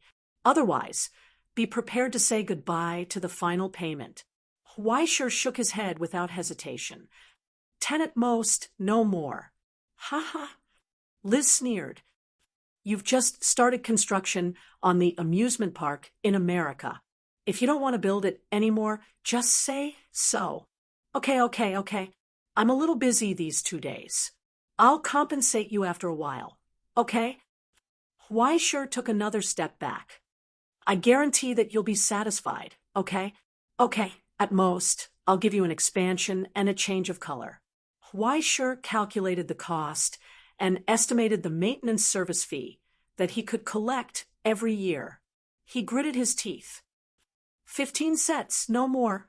I'll be too embarrassed to accept any more. Anyway, with Ivy League's technology, if he wanted to scam them, he could only scam them a few times. In the future, this group of people might develop their own technology and replace it. Maybe by then, he, the master who brought them in, would starve to death. Wouldn't that make those stinky brothers pay more? The amount of money wasn't important. What was important was that he helped America get a high-level talent. He would also get the final payment, maintenance fee, patent fee, and the tools sent in the 3rd training class. Everyone would be happy. It was a win-win situation. After hanging up the phone, Weischer swept away the gloominess from the morning. He stretched lazily and looked up, refreshed. Then he saw a face right in front of him. She leaned against the back of the bench and smiled. He scrutinized Weischer. I think I accidentally heard something very interesting. The big sister asked curiously, abandoned, very small, very big, satisfied, compensation, and so on. Did something happen that made people concerned? Huaisher was dumbfounded. His heart and lungs stagnated. The corner of Huaisher's eyes twitched. He swallowed his saliva and explained dryly, "This everyone knows." However, Luo Xian didn't listen to him. She just shook her head indifferently and smiled. "However, I think it must be a misunderstanding. You shouldn't have the guts to do such a thing." She paused for a moment and smiled mischievously. "Did you learn bad things when I didn't know?" "Sister Xian." This long-awaited sense of trust and warmth from her big sister made Huaisher so touched that she almost burst into tears. "But you can't bully people." Luo Xian bent down, reached out, and pinched his face, neither lightly nor heavily. She was full of expectation, as if an elder sister was teaching her unreasonable younger brother a lesson. "As a prince, you should be gentler to girls, right?" "I'll try my best." Huaisher sighed. Thinking of the situation he was facing, he couldn't help but have a headache. "Do you still want to rest for a while?" Luo Xian asked. "No, it's almost done." Huaisher shook his head. "It's not good to keep everyone waiting. Then continue to work." "Huaisher, don't worry about other things. You just need to focus on your own things." She reached out and pulled Huaisher up from the chair. She said to him expectantly, "But next, please show me the scenery you witness every day." Under the afternoon sun, her long hair fluttered slightly in the flying dust. Her smile was gentle and calm. Her eyes stared at the only prince in the world and couldn't help but sparkle like stars being lit up. Huaisher was silent for a long time, then nodded vigorously. After the Tai Academy, it was the Foundry Center. Although they didn't see the legendary Nautilus, the sun ship that was being repaired still made all the visitors exclaim and praise it. After the classical music teacher, it was the school's symphony orchestra, followed by the Academic Affairs Center, and the outer part of the framework. To Huaisher's surprise, Tangi didn't make any more trouble that would make him want to jump over the wall. For the whole afternoon, except for the initial accident, the rest of the place was unbelievably smooth. Even his good brother seemed to have seen enough fun, enjoying Huaisher's grateful eyes, and didn't add any more fuel to the fire. In the end, he took the team to visit the battlefield where the mechanical monsters and the Golden Dawn had fought, as well as the wreckage of the mechanical monster left in the center of the square. Huaisher's work was finally over. The tour ended here. After personally experiencing many laws and miracles, the students who collected a lot of information left with Huaisher's group photo with satisfaction. After a half-day field trip and practice tomorrow, they were going to leave here and go to the next place. In the team, the most reluctant and hesitant was Lily, who joined halfway. After everyone was about to leave, she finally mustered up the courage to speak. Mr. Huaisher, she suppressed her nervous and excited mood, widened her eyes, and looked at Huaisher in front of her. "Are you free tonight?" As she spoke, she couldn't help but lower her head and pinch the corner of her skirt. "If possible, I know a restaurant." Huaisher was slightly stunned. After a long silence, he couldn't help but look back at the two figures that had gone far away. "Sorry, Lily," he said apologetically. "I may have to go home for dinner tonight." In a short pause, he saw the sad look of the girl in front of him and finally couldn't help but ask, "But would you like to come to my house for dinner? Feng Shu has been talking about you for a long time. If you are willing to come, he will be very happy." Go. Okay. Of course."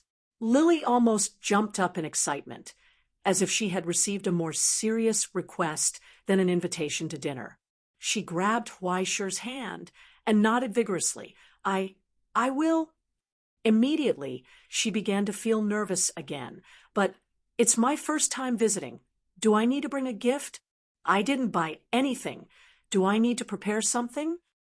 "There's no need for that. The presence of a creator is already the best gift I can give you," Huaisha replied with a smile. He took a deep breath and looked behind her. The guy who had been watching the show all day became more and more helpless. "Seeing that I made a fool of myself today, you should at least come for dinner, right?" "Oh, it's the first time you meet, and you're inviting me to dinner?" The passerby thought for a moment and showed a surprised expression. "How embarrassing." "That's enough." Huaisha shook his head and sighed. "Although I can more or less guess why you pretended not to know me, they have all left, so you don't have to be polite with me, right?" Eh, Mr. Huaisha and Miss Fu actually know each other? Lily was stunned.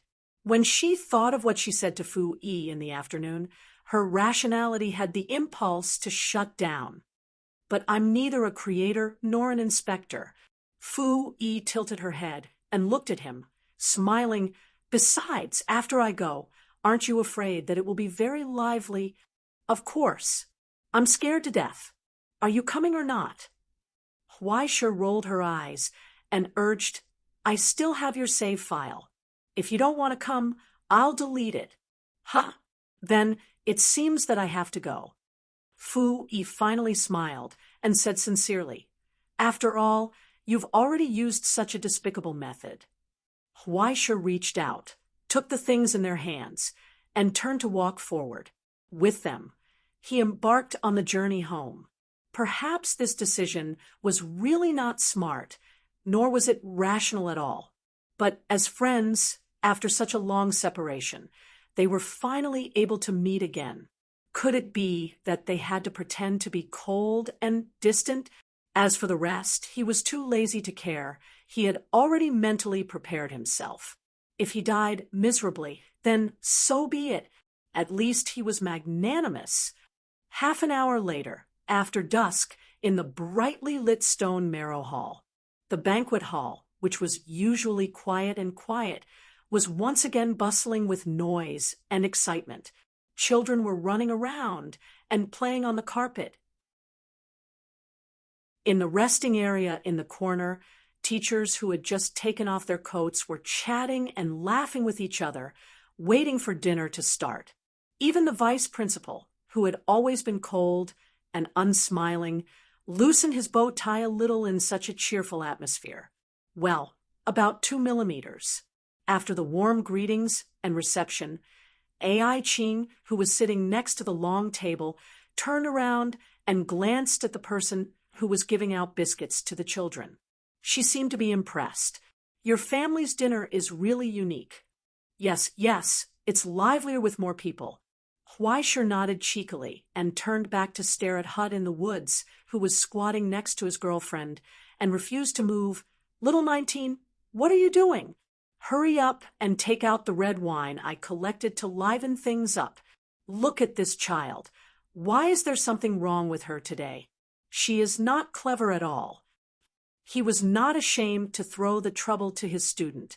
Huaisha had already felt that, in addition to persecuting, another wonderful use of students was to take the blame. The excited Yuka Kamiyazumi was still comforting the teary-eyed Anna, who was next to her, and inquiring about what happened in the afternoon. Her gossipy expression could not be hidden. Fu Yi skillfully occupied Huaisha's favorite position in front of the TV and began to play games with Lily. In order to make room for the new file, she deleted Huaisha's file. Seeing this, Huaisha trembled with anger and was on the verge of tears. "I will collect all of them in the middle of the road. How can you be so shameless?" Before dinner, Andrea had already taken a bottle of vodka and a stack of garlic bread and started to drink with Anton. The old professor had just come back from hell and had just finished recuperation. In the blink of an eye, he almost finished half of the bottle and wrote a sonnet on the spot with a red face. He just hoped that they were happy. "It's rare to see you so generous." Ms. Yangzi, who was still fashionable, sat in the rest area and smoked a cigarette. She pouted at Huaisha. "Since it's rare for you to come here, why don't you hurry up and take out the bottle of Tiger Killer in the cupboard for your senior to taste? If I am happy, maybe I will give you my granddaughter's contact information. You can take the wine later. Anyway, you know where it is. As for the contact information, forget it. Huaisher shook his head awkwardly and did not dare to continue the conversation. He turned back and went into the kitchen to help Feng Shu. Then he was driven out by Feng Shu. After being busy for a long time, he finally had some free time. In fact, he did not need to entertain them. After everyone got used to it, they were no longer polite to him. However, when he raised his head and looked around at the lively scene, he could not help but be slightly startled. He realized that the empty house, which used to be empty and alone, had now unknowingly become so lively. It was full of laughter and noise. Just like every beautiful dream he had in the past, it dispelled the loneliness and hesitation in his heart and brought him indescribable peace and joy. Just looking at this scene made him smile uncontrollably. He felt a sense of fulfillment that he had never felt before. Isn't it quite good now? Tangi stood beside him and stared at the scenery created by her contractor. She turned back and winked at Huaisher proudly. Don't you want to say thank you to me? Then I have to thank you. Huaisher rolled his eyes. Do you still have something to explain to me? Maybe there is, but why are you in a hurry now? Tangi smiled, reached out, and pushed him forward. Everyone is waiting for you. Huaisher, go and enjoy the time that belongs to you. This is the reward you deserve. Huaisher staggered back under the light and heard the call next to the table. But when he turned back, Tangi's figure had disappeared. She left this time that belonged to him, to himself. She always likes to make her own decisions. Huaisher complained helplessly and turned to his friends who were waiting for him. He blended into the hustle and bustle that he had been longing for a long time. He raised his wine glass to every familiar smiling face under the light. Everyone, cheers! Cheers! More wine glasses were raised amidst cheers and joyful exclamations. The banquet began. You're tuning in to the Mystic Fist YouTube channel. Don't forget to subscribe and join us on this journey to catch the most captivating stories.